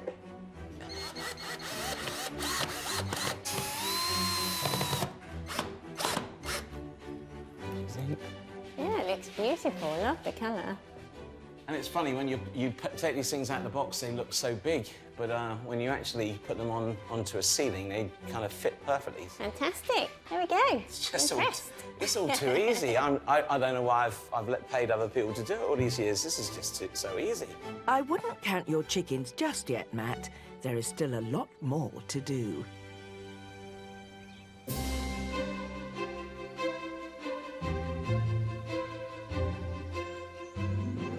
This is the medieval 15th century Chateau Makeover. It has 17 rooms and was once a fortress, inhabited by a lord who commanded his own soldiers. Nowadays, it's home to former commercial director Belinda and lighting designer husband Lee. They bought it 5 years ago for £378,000 and ran it as a B&B and events venue. Never in my wildest dreams did I realise that one day I'd be living and owning the chateau. You can become accustomed to living here, and then when we have guests or visitors or a wedding party, you actually stand back and look at it yourself and think, yeah, you know what? I'm lucky. This is really nice. Because it's a magical place. It's fairy tale. It's fairy tale magical. Located in the heart of rural France, last summer they were swamped with events. Everything from car weekends to fashion shows. I did not anticipate having to prepare food for this many people. But they managed to pull it all off in fine style. Eat, drink, be merry and spend loads of money. OK.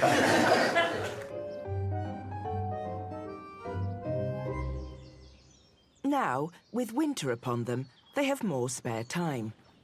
And top of the list of jobs for Lee is giving the kitchen a much-needed makeover.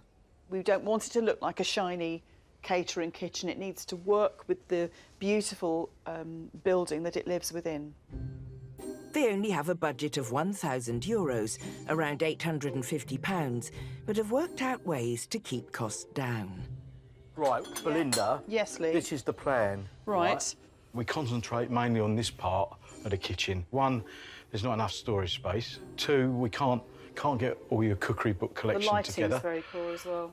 The lighting is It's really dreadful. difficult to see in here. Yeah, yeah. These tiles, look at them, they've got to come off because they're all higgledy-piggledy. Yeah, they're awful. There is lots to do, but Lee seems to have it all mapped out. This is the kitchen. Mm-hmm. That window there Yeah. is here. The surprise, Yes. the Brucey bonus, is an extra shelf. Along this back here, we can have 2 shelves, one here and one slightly higher up. So seriously, that's very high though, isn't it? Would have to be for display. Don't go away. You will be stunned, shocked and amazed by what I'm about to reveal to you. All your life you've wanted one of these. Can't imagine what it's going to get. It's definitely intriguing. Even Misty the dog has perked up. Shut your eyes. Have you got them closed? Yes. You know what I said to you last year? Yeah. It was always difficult to know what to get you for your birthday. Well, I've solved that problem this year. What is it? Ready? Yeah. Don't open them. No. Now you can open them. Ah! How pleased are you? That's lovely. Would you care to try them out? Well, it's certainly a practical solution. Ooh. Mrs. And It's you... filthy up here. Now, Lee just needs to put his plan into action. It's really important to get this right now because we won't be having a second stab at this, I can assure you. So we're going to do it now, we're going to do it properly. Best of luck, Lee. –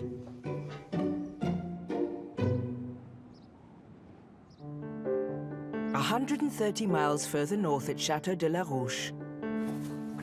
Right, come and have a look at this tree with me and tell me what you think. Overnight storms have caused havoc to Tim and Rebecca's tree-lined avenue. I'm a bit sad about it. I don't even know where to start with that. No, but yeah, it's just something I didn't really want to have to worry about right now. No, because it kind of needs dealing with, doesn't it? Yeah, but sort of sooner rather than later, because it's not very safe. 2 of their huge ancient oak and lime trees have fallen foul to the weather. Yeah, it's pretty epic. So this one's made a bit more mess. Yeah. It reminds me of being in London when we had the hurricane. Yeah. And going into Hampstead Heath and all the trees just being ripped. What amazes me is that obviously the roots go underneath the drive. I think we've been quite lucky that it hasn't pulled up the entire drive. Look how massive they are, just to snap off. It's just a massive shame. It's just another job on the very long list of jobs to sort out. But we're not equipped to deal with that. Taking little trees down and logging stuff is fine, but we can't do this. So we're going to have to get someone in to deal with it. So it's going to be a financial hit. So we'll have to find someone who can come in and do it for a price that isn't inflated massively because we're English and have a chateau. Yeah, the English chateau effect when they turn up and... Give you a price is quite typical. But there is some good news. Their Gîte project is gradually coming together. The first floor is now up and the floorboards are almost laid. While on the ground level, they've taken out part of the wall where they want to create a kitchen and put in French doors. The room is is an old stable, has one window in it, and we need to get some more light into the room. And Rebecca wants to kind of make it a route out into the garden as well, so we can kind of bring a bit of the outside in. And kind of the best way to do that was to put some French doors in. It's a great idea. But before they can fit the doors, they need to support the walls with lintels. So have you had a look at any of them to see what we need? Yeah, out of all of them so far, I've got 2. Tim and builder-mate Dave want to make them out of the old oak beams they removed from the first floor. Because that one, by eye, looks like a really nice one, doesn't it? Yeah. So we dig that one off, then?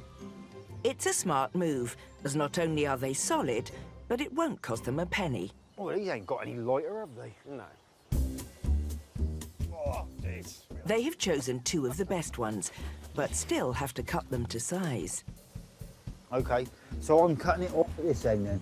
That's 325 there. OK. Dave gets to work with Tim's trusty chainsaw. Very graceful, Dave.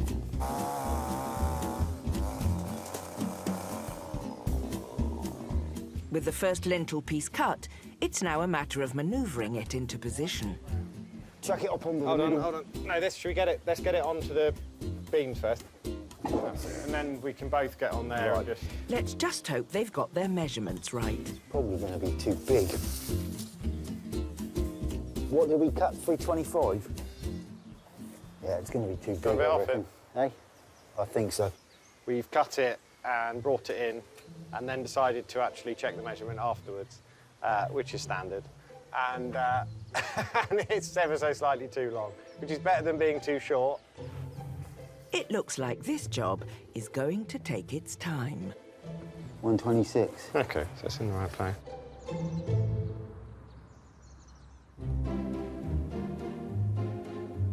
In western France at Chateau La Briance, speedway racing lovers Matt and Helen need their B&B and wedding venue ready for guests in 12 weeks. Having started to decorate their Napoleon suite with a grand ceiling rose, Helen's now been given the task of sorting out the lighting for the whole chateau. There's so many parts to these chandeliers, and the first job really you need to do is to put all the arms on. She has 5 of them to construct as they arrived in kit form.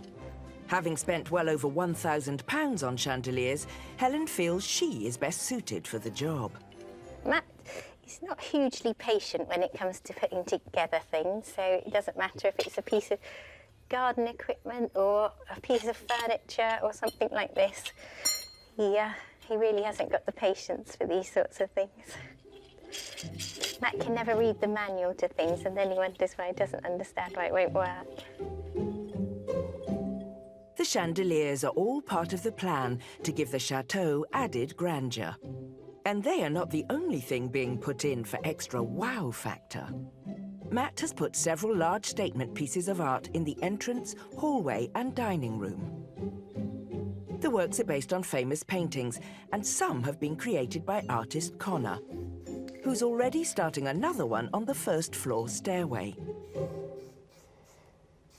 We were always wanting to have something different in our chateau, rather than just having, you know, prints and paintings. You know, of course, Connor is a tattoo artist by trade and also heavily influenced by graffiti art. And I believe this one's kind of almost looks like myself. It's angelic, like a child angel. I based this one on myself, so it had to go on. And why not, indeed? Connor is using a mixture of spray paint and acrylics. It's an intricate job that takes time. And time is definitely one thing in short supply, a point not lost on Helen. I think the last few weeks of our countdown to our first guests arriving, there's going to be so many jobs to do, so many things to put together. It's probably going to be 18-hour days or something, 20-hour days. Let's hope your efforts will not be in vain. Here we go. Whoa, fantastic. Helen's handiwork is ready to take pride of place in the Napoleon suite. Fingers crossed it works. You did well to carry that in. It's ever so heavy.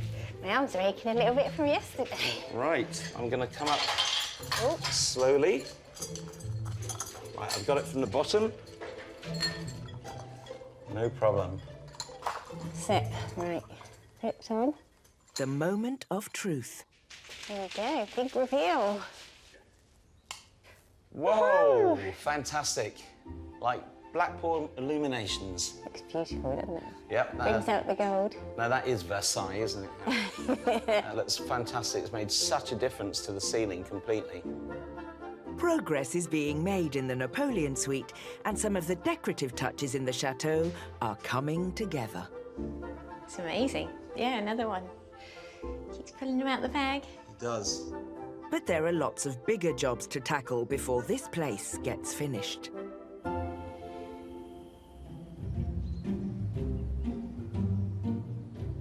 In central France at the medieval Chateau Marais, Lee and Belinda are hoping to renovate their kitchen with a budget of €1,000, about £850. While Belinda searches for bargains, Lee wants to ensure nothing goes to waste. But I want to take a bit of care, because what I don't want to do is damage this infrastructure, because I'm reusing it. I'm just going to cut it down a bit. As well as the wooden framework, he's also keeping the existing electrics, so he needs to be careful of those too. Just need to loosen these terminals off, and I reckon that's the last of it. I've written a couple of good wallops, and I'm in champagne territory.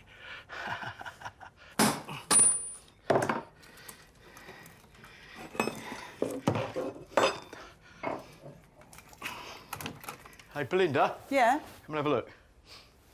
Ooh. So, that looks different, doesn't it? It does, and wait till you get the new tiles on there. It look really fresh. Yeah. With all this repainted. That didn't take you Those as long lovely as shelves. you thought, did it? An hour. That's I reckon an brilliant. hour and 20 minutes. And you thought it was going to take for ages. Yeah, I did. So I'm researching taps at the moment, just to try and find out what might be the best one for us. Don't forget, we're aiming to get this in under I know, €1,000. which is- well, I know And that. I know you're keeping a tab on the money so far, aren't Yeah. you? Yeah. OK, so at the moment, we're on budget? Just about. Just about. It's so far so good, but they have also received a guest booking for a week's time. I'll see you in a bit. Yeah, OK. So they are now under the cosh to get it finished before they arrive. It's actually really put the pressure on me, because obviously I've got to get these things bought that we need for the kitchen double quick. With no time to waste, Lee starts getting rid of the old ceiling lights. I found a nice worktop, I think. Is it quick? I think so. I'm just glad to see it off the ceiling. That'd be dangerous. No, I hated it. Every time I walked in here, I kept looking at it and going, yeah, I hate that thing. Lee wants to put up 2 new sets of lights, costing £275, so he can't afford to damage them. Do you need me to hold anything? No, not at the moment, but I will need you to help me. That's nice, that light. Those pliers, can you pass those pliers? And there's some green These earth yellow sleeve. pliers? Yeah, those ones. Here, you can take those. So, hang on. Could you take that screwdriver for us as well? Cotton? Yeah, But even for a lighting designer, working at height is not that straightforward. Oh, don't. Really difficult. I'll hold your legs. Just make sure my trousers don't fall down. You think I'm joking? No. Luckily, it goes to plan. Right. Shall I put the kettle on? What, for that celebratory cup of tea? Best to keep it quick, though, if you're to stand a chance of getting this kitchen finished in time.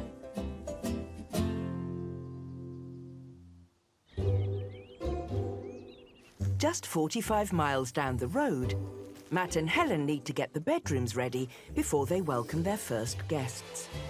Most of the bedrooms are starting to take shape, like the Napoleon suite, which has now been wallpapered. Yep, you bring that one. And today, it's all about the carpet. With so much to do, Matt's helping with the underlay alongside Lewis and Matthew, carpet fitters from the UK. It's a massive job, as they have 3 days to carpet 11 rooms. Although they seem to be making light work of it. I think what perhaps we can do is get this done in a day, then I can rent these 2 guys out to some French people. With the underlay down, it's onto the carpet, which has been stored in an outbuilding. Spin it over. Yep, that's it. And then stop. We've actually gone with a dark grey, just as I imagined, and a nice colour. I think it should suit every room. There is a whopping 320 square metres of it, and it's going to take some shifting.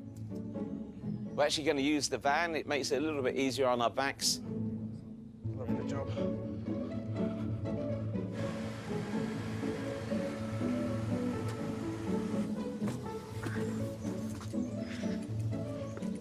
You all right? That's it, go. That's great, troops, over this way, I think. Having now taken a back seat, Matt can finally see his vision for the Napoleon suite coming together. It's great to watch, guys. I've waited 9 months to see this going down, so it's lovely to see. On the ground floor, Helen has a project of her own, making scatter cushions for the bed. I'm taking the easy option with my cushions and not putting a zip in, so it's an envelope cushion, you call it. So you have 1 square for the front, and then you have 2 panels for the back so that they overlap slightly and fold it into each other so you can get the cushion in. So the first job is to hem the 2 back pieces, as they'll be on show. I've already upholstered a chaise, so that was done in England. I just did the finishing touches of that yesterday. And then I'm going to make the throw to match to go on the bed. Helen has been busy and saved a small fortune in the process. You put the longer side on first, so that when you turn it inside out, that will be the one that shows, and then the other. And then just pin it in place and go around the edge. I did used to make clothes and things when I was a teenager, and so I've always done sewing, but upholstery is definitely a new thing.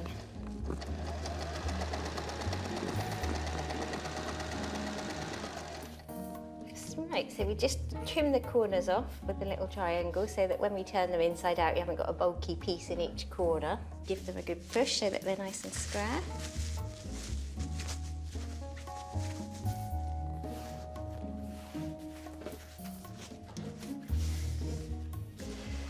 And then we just pop it inside.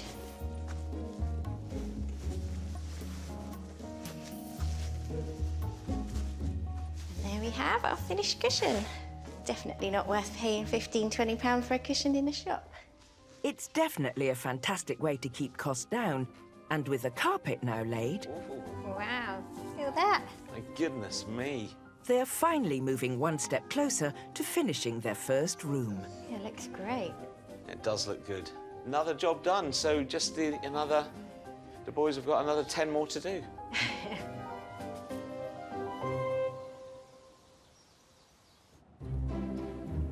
180 miles further north in the Pays de la Loire, Right, Dave, what's the plan? it's all go in the outbuilding. Tim and builder-mate Dave are still trying to fit in an old floor beam they're planning to use as a lintel. Yeah, can I go to you at all? Yeah. How much do you Would need? you believe I just need the chamfer the top? Yeah? Yeah, but to do it, we're going to have to take it out. Until they can support the wall above, they can't put in the French doors for the Gite's kitchen.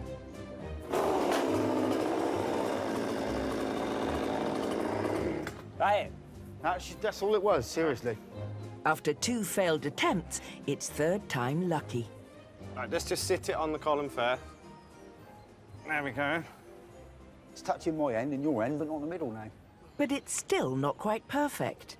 Next time you say let's just use a bit of old oak, we'll go and buy a metal beam. All right, then. It's coming together exactly as expected, to be honest. Because you can measure it all, but then actually the wall's not square, nothing's square, and you kind of, it'll fit in one place but not in the next place. So it's absolutely fine. It's gone in, it's pretty level, it's pretty straight, and it's going to do the job we want it to do, which is the most important thing. To make sure the above wall is fully supported, they're adding a steel lintel and are going to sandwich it in place with another oak beam. And this one by eye has got an ever so slight curve in the middle of it, isn't it? While the boys gear up for round 2,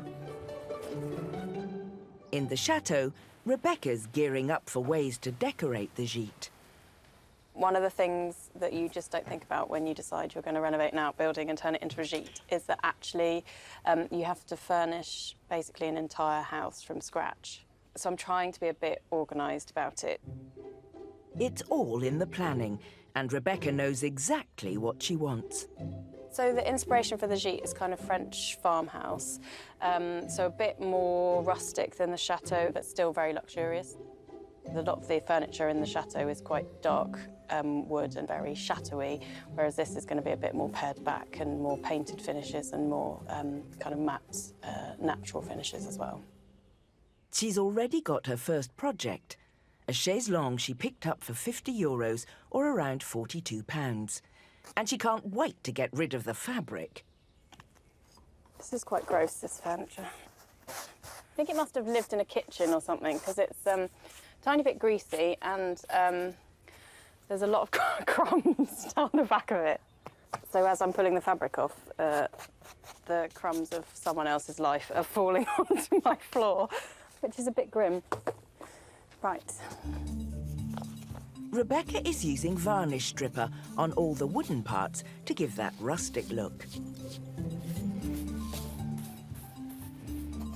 Once it's softened, she can start removing it.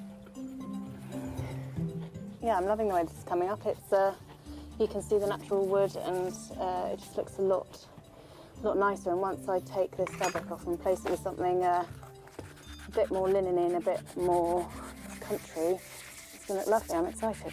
It's good. I'm really pleased. It looks like Rebecca could be onto a winner. Back in the gîte, it's taken 4.5 hours, but Tim and Dave have finally finished putting in the lintel. It's not quite straight, so we're going to just pack it in the middle with mortar, and then we're going to clamp them all together so that everything sets in the right place, and we're good to go. It's been a gargantuan effort, but it's another small step towards renovating the outbuilding. I'm very confident that it's all going to hold up, but obviously there's always a slight concern that it's not quite as good as you think it's going to be. Putting up a lintel for the French doors is one thing, but with a kitchen build, ensuite bedrooms to construct, and decorating to do, this is going to be a long old job. We had 2 choices. We had do the rooms in the house or do the gîte. We chose to do the gîte, and it's proved to be quite a mammoth task, and with hindsight, I think actually doing some of the rooms in the house might have been the better decision, but we shall see. It'll be lovely in the end. It may take a bit more time and a lot more hard work, but if anyone can pull it off, it's you guys.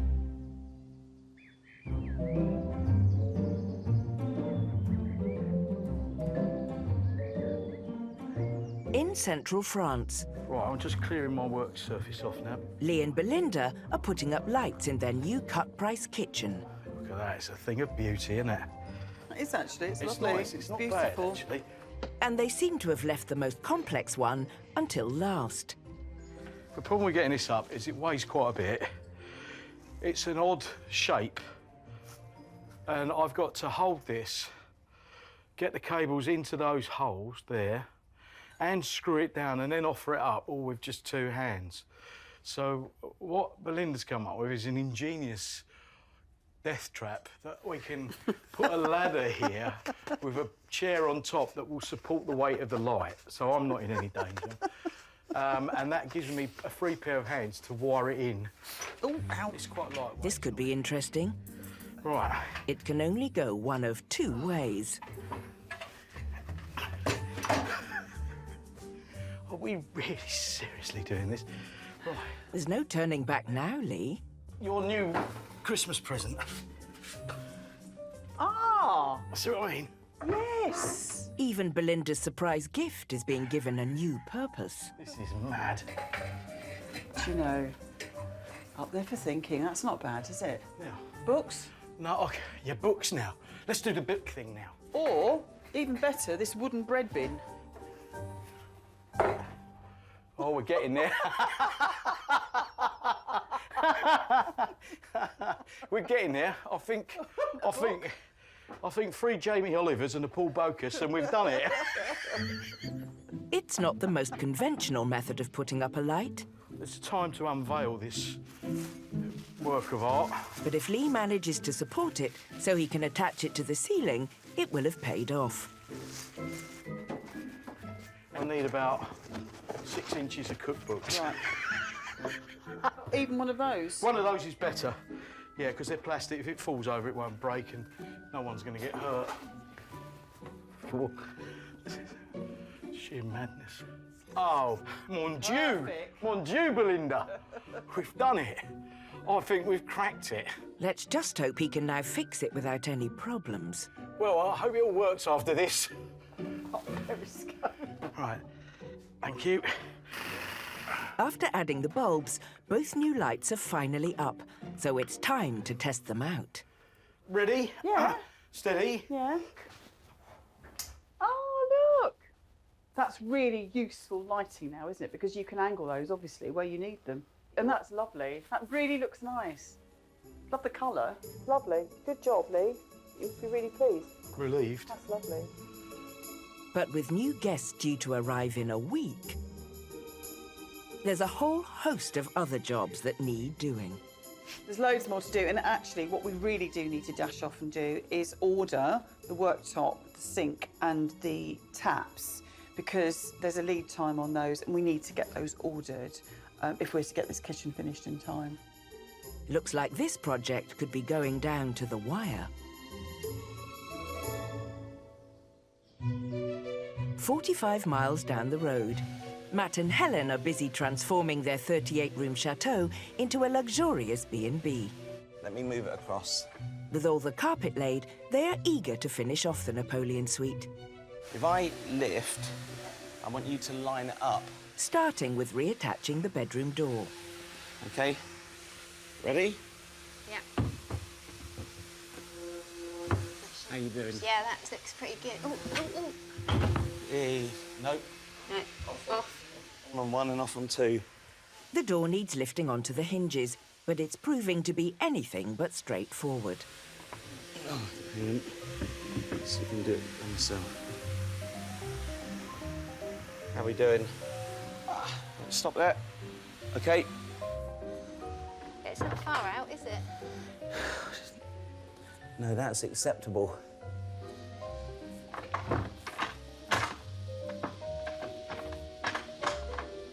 Except the door's locked.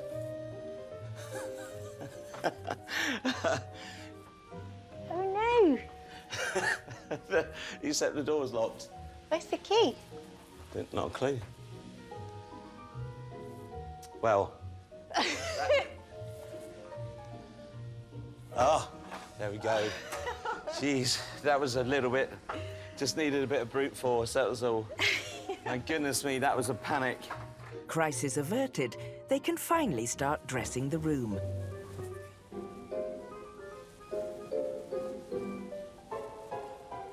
It's been a lot of work, but Matt and Helen are now close to completing the first step towards making their chateau dream a reality.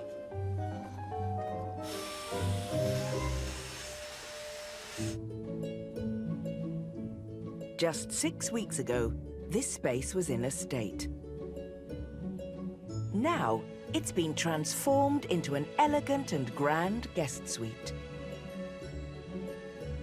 From the ceiling and chandelier to the carpet and Helen's handiwork. It's lovely to have a big super king bed. Finished with the shades and the throw. Colours work perfectly. So pleased with how it's turned out. While nods to Napoleon give the room its identity and add to the sense of grandeur. Everything's come together really well. I'm really happy that we've got to the point where the first room is done. It's ready to go. It's a champagne moment. Just tremendous. It's a great effort, but a lot of the other bedrooms are only half finished, so they need to get their skates on if they have any hope of being ready for their guests on Valentine's Day in just a few weeks. Next time, more familiar faces return as they take on a big demolition job. Your face, you look like a ghost. Matt faces up to his next big challenge. So at this point in time, you start praying that the screw's taken and I've done my job properly. And Belinda and Lee go in search of bargains. You got your measure tape with you? No. As they size up their next move for the kitchen. Lee, that is just a bit bigger than my phone. This is 1136. Right, if that's millimetres, brilliant, that's 4 foot, and your phone is not 4 foot big.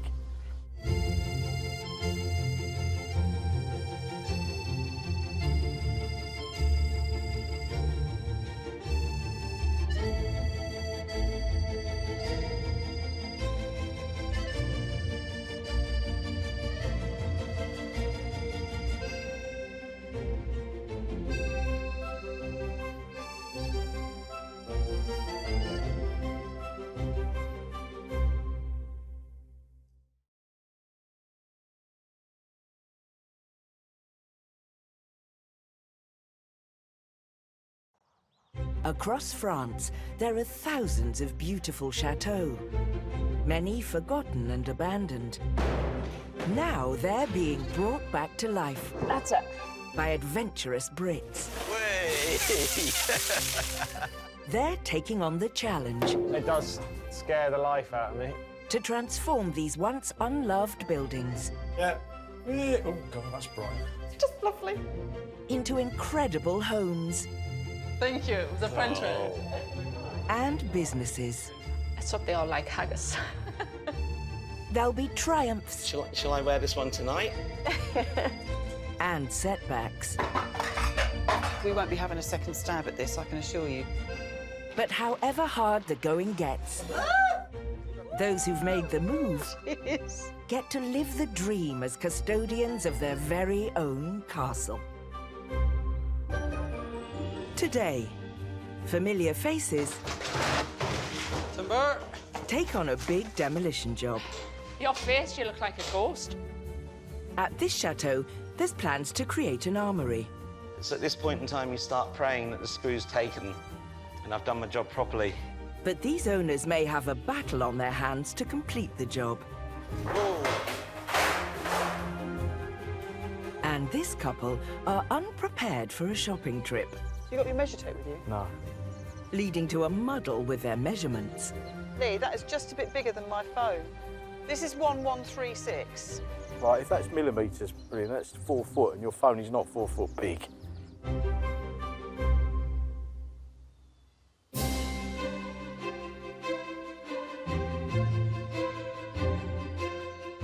Over the years, Brits have taken the plunge and bought beautiful chateaux all over France.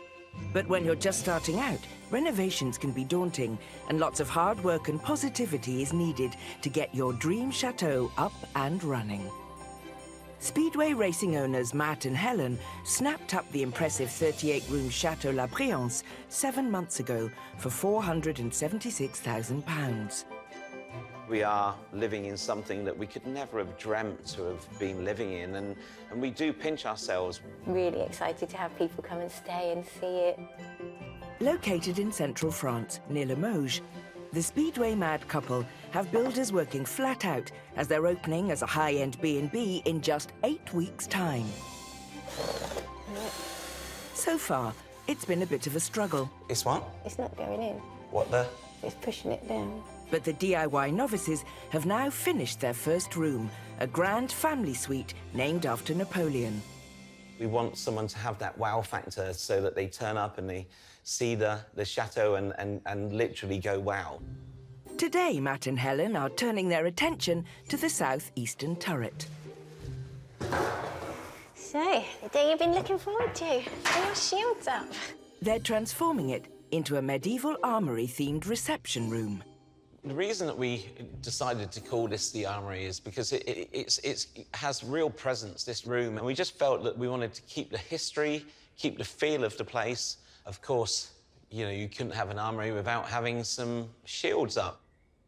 Matt has grand plans as they're going to hang the shields just below the flags. The 8 replica shields were purchased online for about £70 each. So at this point in time, you start praying that the screw's taken and I've done my job properly. We don't want a hole in the wall. Looks good, yeah? You happy with that one? Really good, yeah. 1 safely up, 7 more to go. I would like something with colour this time, please. Right. So. It seems Matt's opting for the do-it-by-eye method to line them up. Around there. If you're happy, Matt, but not measuring and marking between the shields is not without its risks. We're about the same height, if you can see how.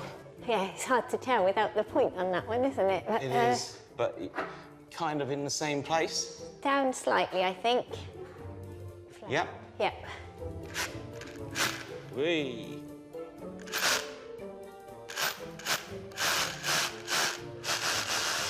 So now you need a tool belt so you can be a professional DIYer, if that's a thing. Très bien? Très bien, oui. Oh, oui, oui. This one next? Yep, that's good.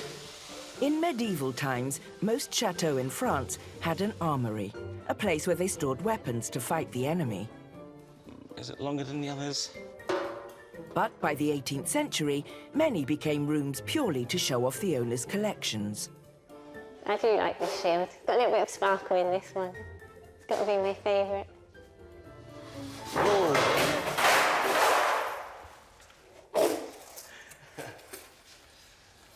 Oh!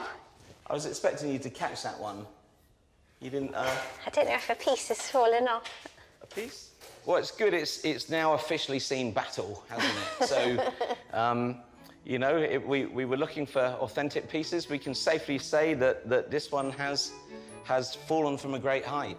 Many a true word, although it looks like Matt's shield alignment needs a bit of a tweak. I think the red and blue one might just need moving slightly. Might need what? Just, you could do it with a brush, just... at the moment, it's to the right, so just, it's only an inch or so. OK, well, I've got to come down anyway, so... It seems Matt has his work cut out for a while yet.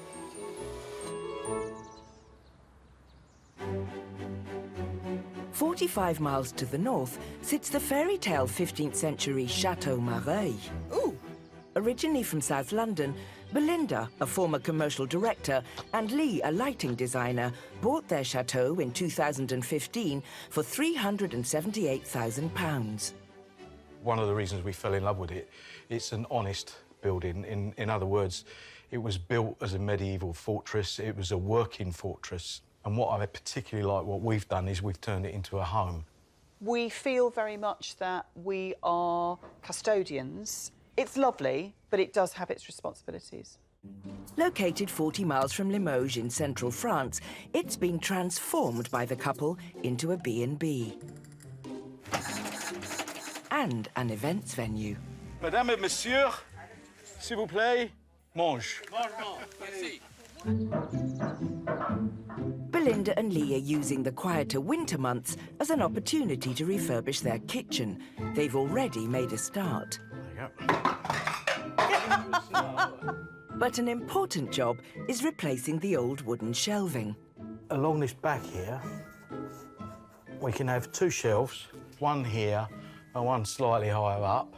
The shelves have to be strong enough to hold Belinda's impressive collection of cookbooks. So today's task is to source the wood to make them. That would be lovely. Something like that would be really nice. Yeah, smooth on both sides and just rough around the edge. A bit like me. Right. And we're going to see if we can find the sort of wood we're looking for and if they'll also cut it to shape and plane it down for us. It'll save me a lot of time and work. This is beautiful, this edge. Yeah. Beautiful. Yeah. Don't you think? Yeah, I like that. I do. I really like that. You can see it's a tree. You got your measure tape with you? No. See, that one's not bad there. 3rd one down. The front looks properly rustic, doesn't it? I'm sure you had your measure tape with you. I know. I don't know why I didn't bring it. I just rushed out without it. I'm really annoying. I always carry a tape measure with me. I'm trying to remember now. I remember learning how you measure things with a mobile phone. You find out how big your mobile phone is and then you can use that to measure things with. Lee, that is just a bit bigger than my phone. This is 1136. 1136. What's that in millimetres? Yeah. It can't be. 1136 in millimetres is 4 foot. 1136. That's what it said. 1136. Right, if that's millimetres, brilliant, that's 4 foot, and your phone is not 4 foot big. A more reliable measuring tool might be in order. Merci. Ah, merci. Un petit moment, merci. Right. There we go. He's probably thinking, what a dumb pair of clucks. They come to the timber yard to buy timber without a measure. Armed with the right tools, let's hope they can now see the wood for the trees. So measure the piece of wood. Shall I go that end? Yeah, you go. Perfect. We could get 4 out of this at 1,500. Now, the only thing we need to just check on, mind your face, right, is the width. So the narrowest part, we need 300. 300. Ah. Right, let's go and talk to the boss. 25 millimeter plank, possibly this piece or this piece. Vous voyez que je coupe dans ce sens-là, comme ça, là? Oui. Ça, je peux pas le faire, non. No, not do it. No. No. Ça, je peux pas le faire. Je peux vous le couper dans ce sens-là. Yeah, you can do that way, but not that way. It's going against the grain. OK, je comprends. This particular timber can only be cut vertically, not horizontally, which means it won't work for Belinda and Lee's shelves. Luckily, there's another option available. This is smooth. Yeah. There's some alternative pieces with the rough edges that we're looking for, and he's going to cut it precisely to length for us. What we're going to do is get it cut and get it delivered next week. We've done it. We've got our wood, we've got our shelves. Good day. First step complete, but they're not out of the woods yet, as there's still a lot of work ahead of them.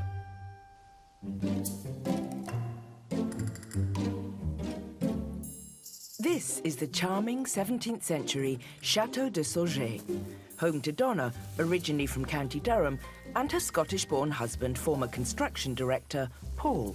They moved in just over a year ago. It does take your breath away when you look at the chateau some days, and it's just incredible. It's an incredible old place. Located 50 miles east of La Rochelle in western France, the couple snapped up this 45-roomed beauty for just £279,000 in 2018. When we met them last time, they turned one wing into a self-contained apartment and transformed the old scullery into a catering kitchen. They also created a tea room to bring in some much-needed cash. We had 3 months delay with paperwork on the tea rooms. We worked night and day to make sure it was completed on time. And that's what was frustrating, because you're there what effectively was during the summer months that should have been the peak season, and we weren't able to capitalise on that, and that was really disappointing. With the tea room unable to open, they focused on the renovations, where they hoped to use the £450,000 they had budgeted for the work.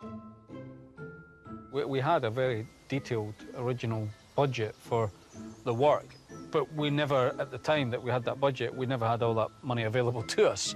We're at the point where we need to be careful of what we spend. To start earning much-needed income, they are busy turning the chateau into a B&B. Their next job is to remove one of the original 4 staircases in what will become the guests' lounge.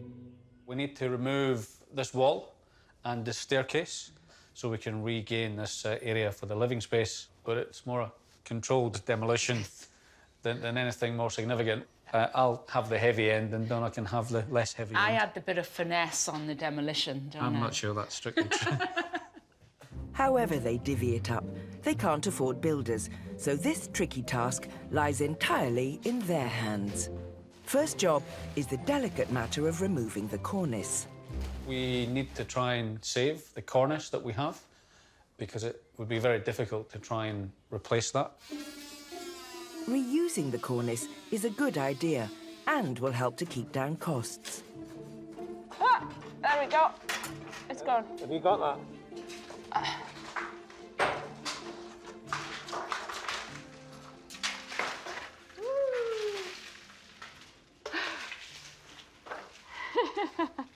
Hey! Gosh. That was a hard part, now the easier part. Don't stand it like that, because it'll actually fall over and smash. There's the odd little chip, but otherwise they're pretty much intact, which is brilliant. Delicately done, but now time for some brute force. Right, knock the wall down now. Any celebration's short-lived. Your face, you look like a ghost. You're white.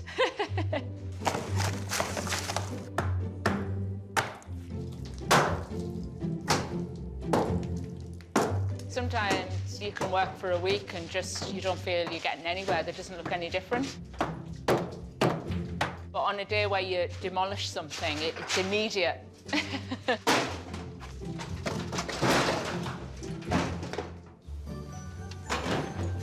After over an hour's hard graft, the wall is history. Timber! You happy with the space?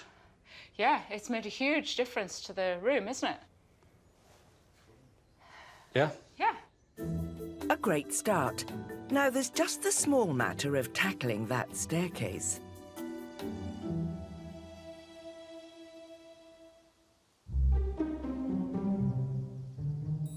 Just 75 miles away at Chateau Mareuil, Belinda and Lee are a week into their kitchen renovation. They are already €80 over the €1,000 budget and are running out of time. Got guests coming at the weekend. We've got guests coming on. So I need this kitchen Saturday. for the weekend. Yeah. So we're now at Thursday. yeah, so there's a lot of pressure on as far as I'm concerned. I need a working kitchen literally in 2.5 days' time. I don't want the guests to hear me scream. Well, or me screaming at you. Screaming at me and me 'Cause going, it's I not can't finished." do anything about it. Oh, joy of joys. How are you, right? To help remove the old kitchen worktop and sink, Lee's persuaded his friend Terry, a local plumber, to lend a hand. That's it. I think this will lift out. That's it. Yeah. This feels really good and I'm really pleased Terry's here to help. I feel a bit more confident dealing with waterworks. You're trying to lift it? No, I'm just seeing if they've stuck this side as well. I'm not sure if they have. But even with the extra manpower, the sink's refusing to budge. Loads of silicone underneath to hold it down in place. They've got silicone everywhere, by the looks of it. Lee plans on reusing the old sink as a dog bath for Misty, so he's keen to get it out in one piece. I don't know, but Linda's going to get her kitchen working for Saturday morning. Looks like I'm going to have to work all night to get it done. Oh, yeah, it's lifting. Now we're lifting the whole units, mate.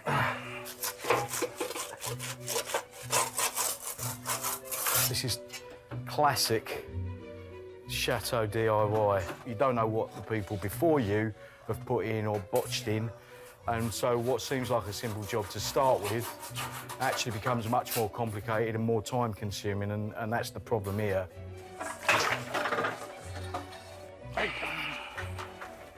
So, what we're going to do now is just try and lift the whole thing out, Lee. I'll go backwards. Yep. Gee. Misty doesn't look happy about her new dog bath, even if it has caused an unwanted delay. To you, to me, to you. How you doing? Is it going to be ready for Saturday? Come back in a week. Yeah. And it'll be done? Yeah, too Yes, late. No, you have water and drainage and Yeah, okay. dishwasher. That's fine. It's just maybe not the tiling. That's fine.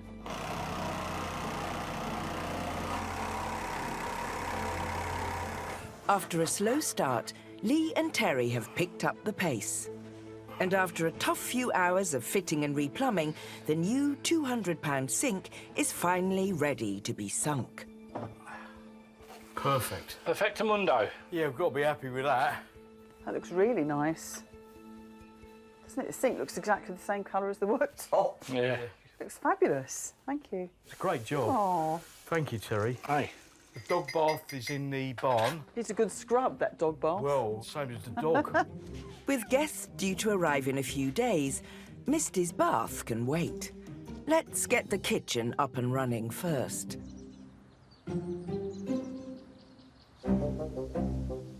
Over at Chateau La Briance, Quite heavy. All good? new owners Matt and Helen have 8 weeks before they open their high-end B&B and wedding venue. Here we go. Yep. Room to move? Yeah, fantastic. Having finished hanging shields in their medieval-style armory, they now want to add more wow factor, a suit of armour. Well, let's take the sword out first, because we don't want that getting in the way. It's got a heavy end. Could give you a little tap with that one. The tricky part is it needs assembling, as it's arrived in kit form. Sadly, the assembly instructions are not too good. It's one sheet of paper with 5 different pictures. So it looks straightforward, I think. We're starting with the legs. Is there a left and oh yes? There is a these left and right. Tricky bits must go on the outside, I guess. Yes, they will. It's a novel idea. The replica suit costs £500 and is made from a soft metal. So it's a lot lighter than a 25-kilo medieval one. There we go. How are we looking? How are we looking now? Brilliant. Shall I wear this one tonight? After less than an hour, It is a bit fiddly, but fun. their knight is ready for battle. So, what are we going to name our night? Well, I was thinking, as he's been built in the bar area near the jukebox, I think he should be called Sir Dance-A-Lot. Now they need to put it in the armory without any hiccups. Right, check his head height on the above the door frame. Lower. Are we okay? There we go. Right, plenty of head height in here. Right. We'll put him in between the 2 hooks here, and then we can put something either side of him. Fantastic. He looks great there. Yeah. He fits in so well, doesn't he, with everything else? Stood back there, just looking across at him underneath the shield. Looks brilliant. I thought I was your knight in shining armour. Always. Ah, Mission complete, making them one step closer to opening their dream chateau.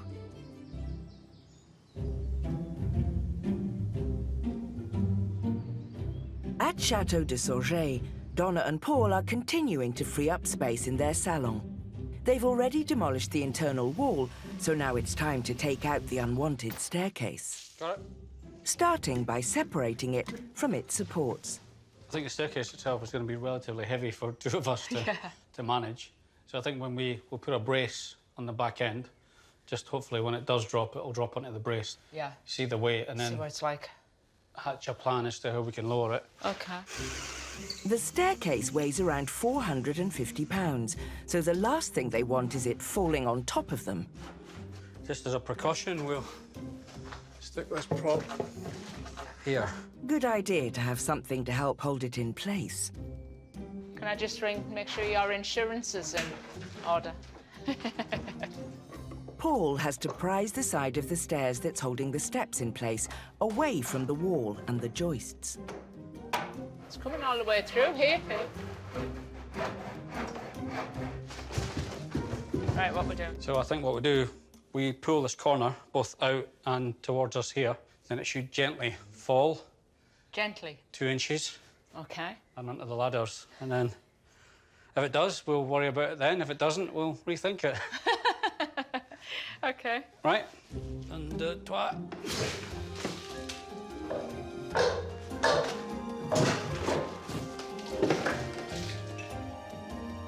Ta-da! It worked. Just need to get it down to ground level. Phase 1 complete. Now for the small matter of getting it down. Pull the bottom. I don't want to leave you underneath here. Yeah, take it out of the way. It's light. Hey, no. It's light. No. We'll drop it onto the ladders. As a sensible precaution, to make the staircase safe, a stepladder is repurposed as a safety net. When you're ready. I can't lift it. That's it. Yeah, OK. Unfortunately, the ladder isn't doing a sturdy enough job. The tread's not very secure. I don't like you being under there. Oh. Oh. Right, do you want to just clear our feet? I mean, I do have a hoist. I could have used that, eh? That's what you used last time. You used a strap around you to lift it. If it's worked before, Paul, it can work again, and using a strap allows for a lot more control. Right, get out from underneath it. They really can't afford the staircase to fall and damage the salon's original hardwood flooring. Do you want to pull it this way a bit? No, hold on. You all right? OK, pull it to you. To me? Yep, to me, to you. Go. Ready? Yep. Set it down. Yeah. Excellent. That's one job done, but the day is just getting started. As well as tackling the urgent renovation work at the chateau, they're also juggling the running of their newly opened tea room. After a 3-month delay, they opened their doors 5 weeks ago, meaning Donna has to spend 4 days a week running it. I'd given up any hope of being able to bake and cook for guests. So now it's here, I'm really enjoying it. Since the tea room started to get popular with the locals, Donna's helped by fellow expat, Sue. Usually everyone descends all at once, which puts us under pressure, doesn't it, Sue? But today, luckily, they're coming in intervals, so that's a lot better for us. But the day is young, isn't it? Yeah, expect the unexpected.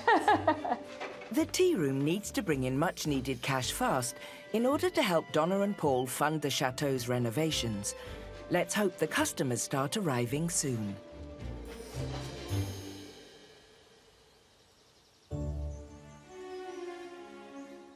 In central France at Chateau Marais, Belinda and Lee are preparing a warm welcome for guests due to check in later today.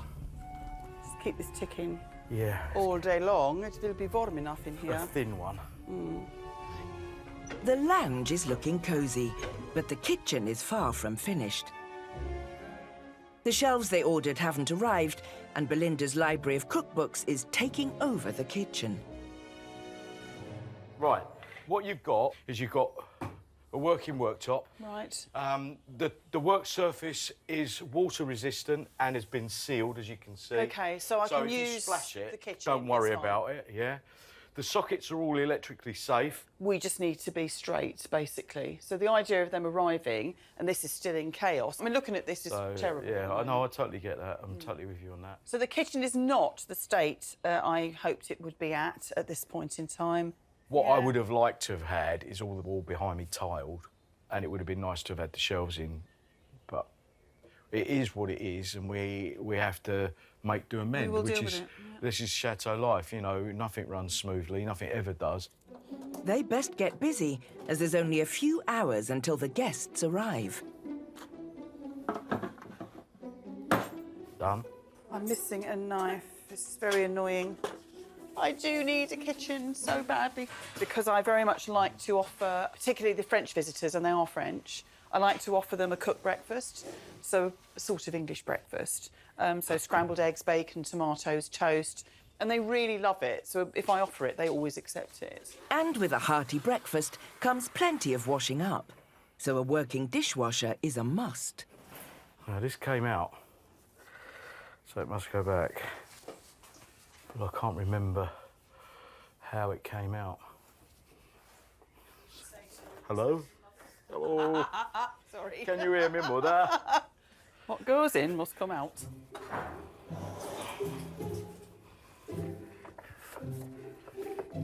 And it's working. You can have a cup of coffee. Thank you very much. This is no time for a coffee break. There's still plenty to be done.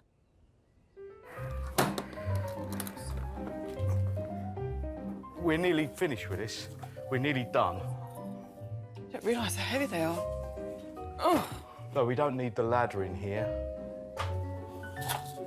Well, it looks like we're almost in business. The kitchen's in better order, but the guest accommodation has a long way to go. We haven't got long, but that's the story of my life. We're always running out of time. This calls for a bit of teamwork.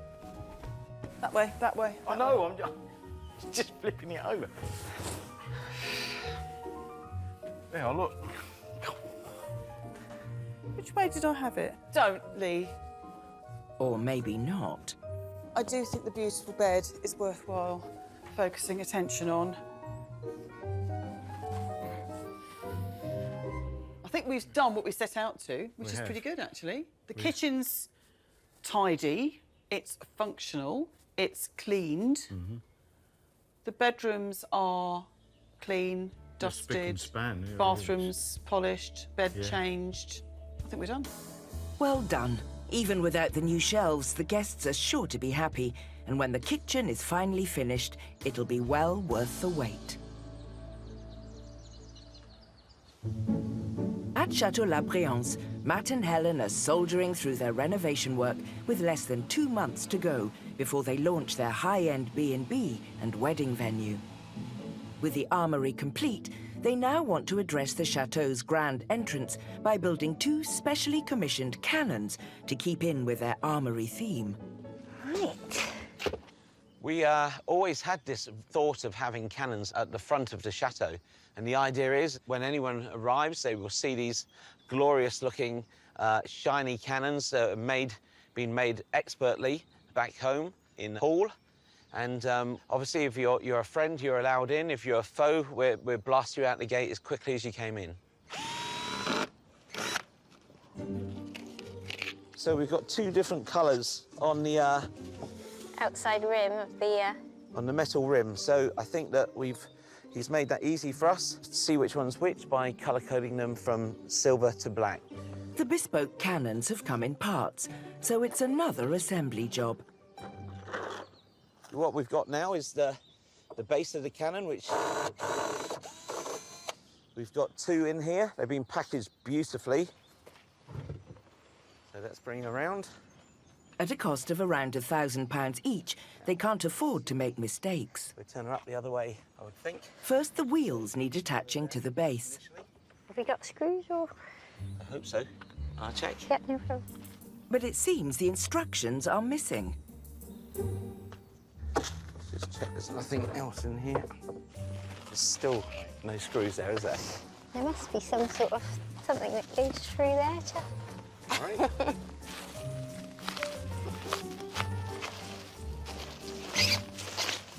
I stand on it. There you go. It's Christmas. I don't know if that's a little envelope there. I don't know. Uh-huh. Nothing? No, sadly not. This isn't looking good. They found the screws, but with no instructions, they're going to have to use a bit of guesswork to put the cannons together. So let's go through this part first of all. Okay, if I hold it. Oh, yep, no, it's all right. Despite a lack of instructions, they're making light work of it. The washer, nut, and then the cover. You've got enough for all that, your side? I've got plenty. Yeah, I've got plenty. Okay. With the wheels safely on, Cannon ready. it's just a case of adding the crowning glory. There we go. The first time the English have had a cannon on French soil in many years. That's not too bad. Great work. And having built one, the second cannon takes no time at all. Can't remember now. Yes, it was. It was. Yep. Or wedge for the... You can feel it's just there. It's just a little bit. Happy with that? That's exactly what I wanted, and I can't believe how good they've come out. They're really, really great feature, and I'm really pleased with them. It's another job ticked off the list. But with their first guests due in a few weeks, they're going to have to get their skates on if the rest of the chateau is to be ready in time. How confident are you feeling we're going to get it done? Each day that goes by, you get a little bit more nervous, but I'm really confident. We've got to do it. We've got people coming, they're booked, even if we get no sleep. Yeah, OK, even if you don't get any sleep, I still need my sleep.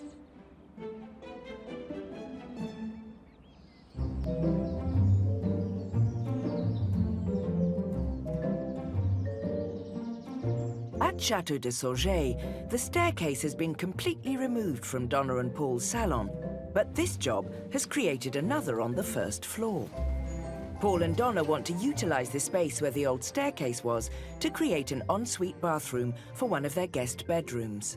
So here, obviously, we need to fill the hole, which is easy enough, but the challenge is that we need to consider the plumbing. Donna is looking for a bath roughly here, and wash hand basin here. So the challenge is effectively what I don't want to do is put the joists in such a way that I then have to change them. Paul must work around an ensuite bathroom that's yet to be fitted. Bit of a strain on the old imagination. And he's not the only one feeling the pressure today.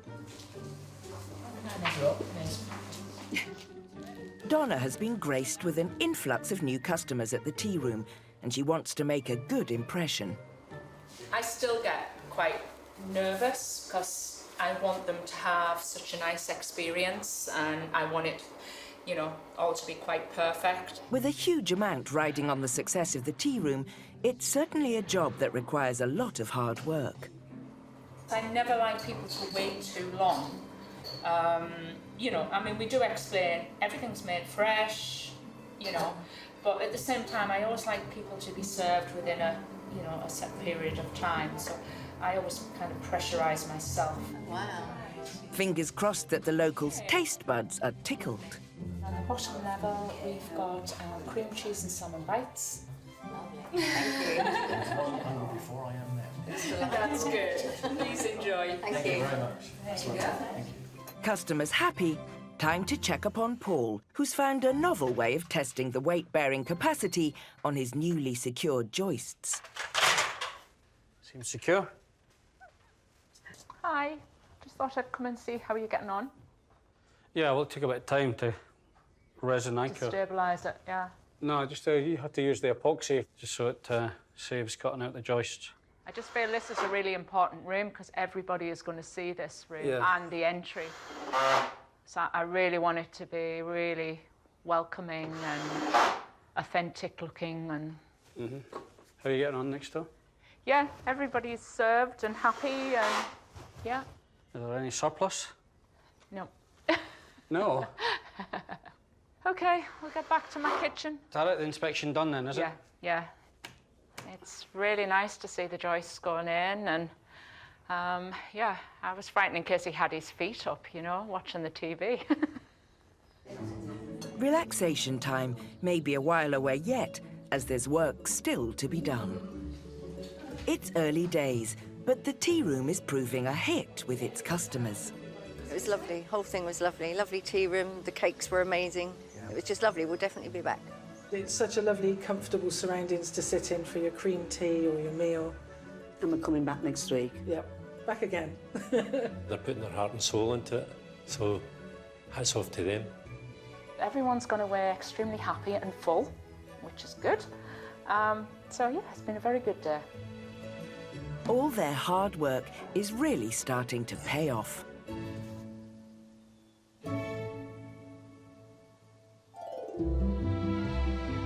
Back at Belinda and Lee's, they're finally getting their kitchen back in order after starting the refurbishments 5 weeks ago.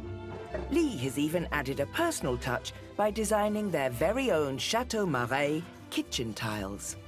I love my special tiles. Yeah, I really like them. You want to put some things away while you're down there? Yeah, go on. There's all sorts here. And there was one item that was holding all the work up. We've only literally just got the shelves in. The shelving company finally delivered after 3 weeks, and we've got those fitted up.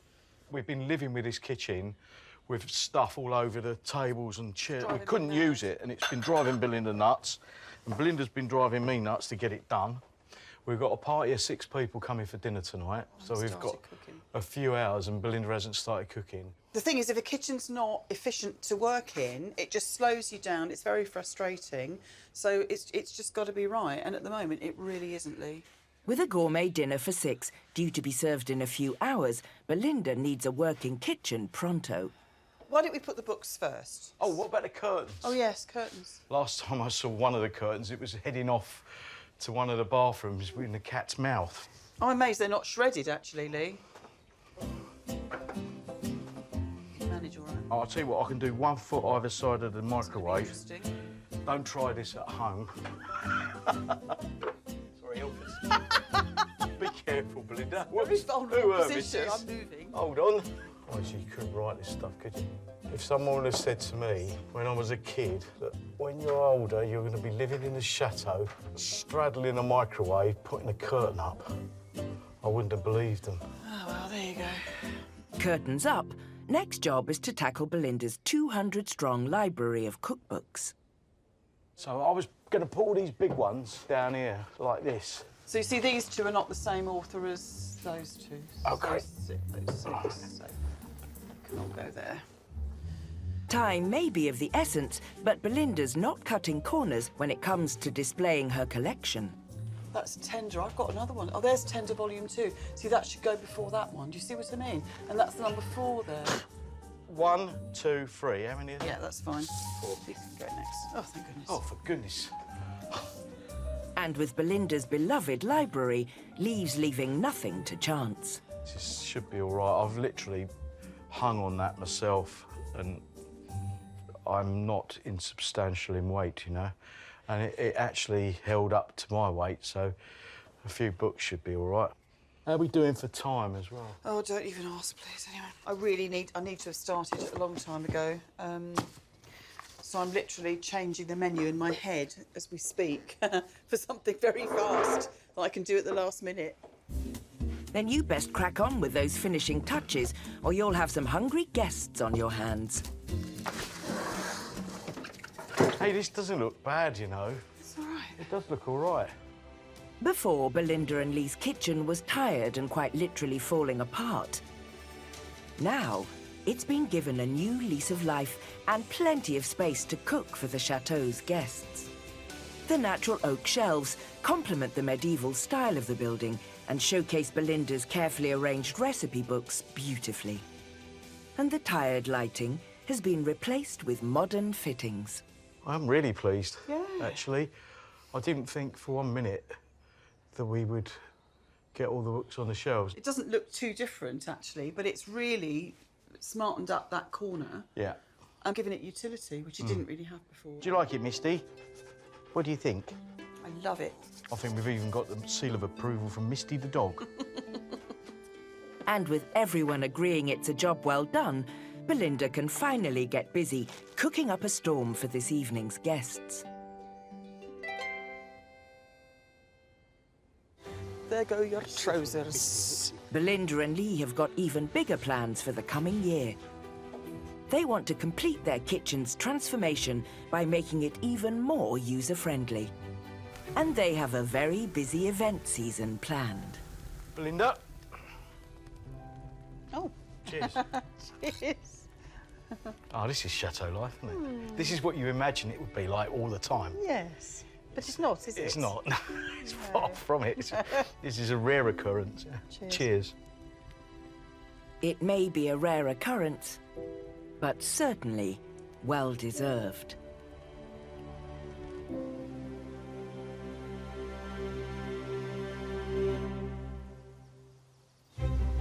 Next time. I should have done my Pilates. Matt and Helen have their work cut out. It's not going quite to plan. We're kind of only back now to where we were nearly 3 hours ago. As their new project hangs in the balance. Time a bit too far. I think we're going to have to let it out again. One family face a challenge in the garden. It's a brand new chainsaw, so this shouldn't happen. And for Donna and Paul, it's Burns Night, as they host their first event of the year. In honour of Robbie Burns and the haggis.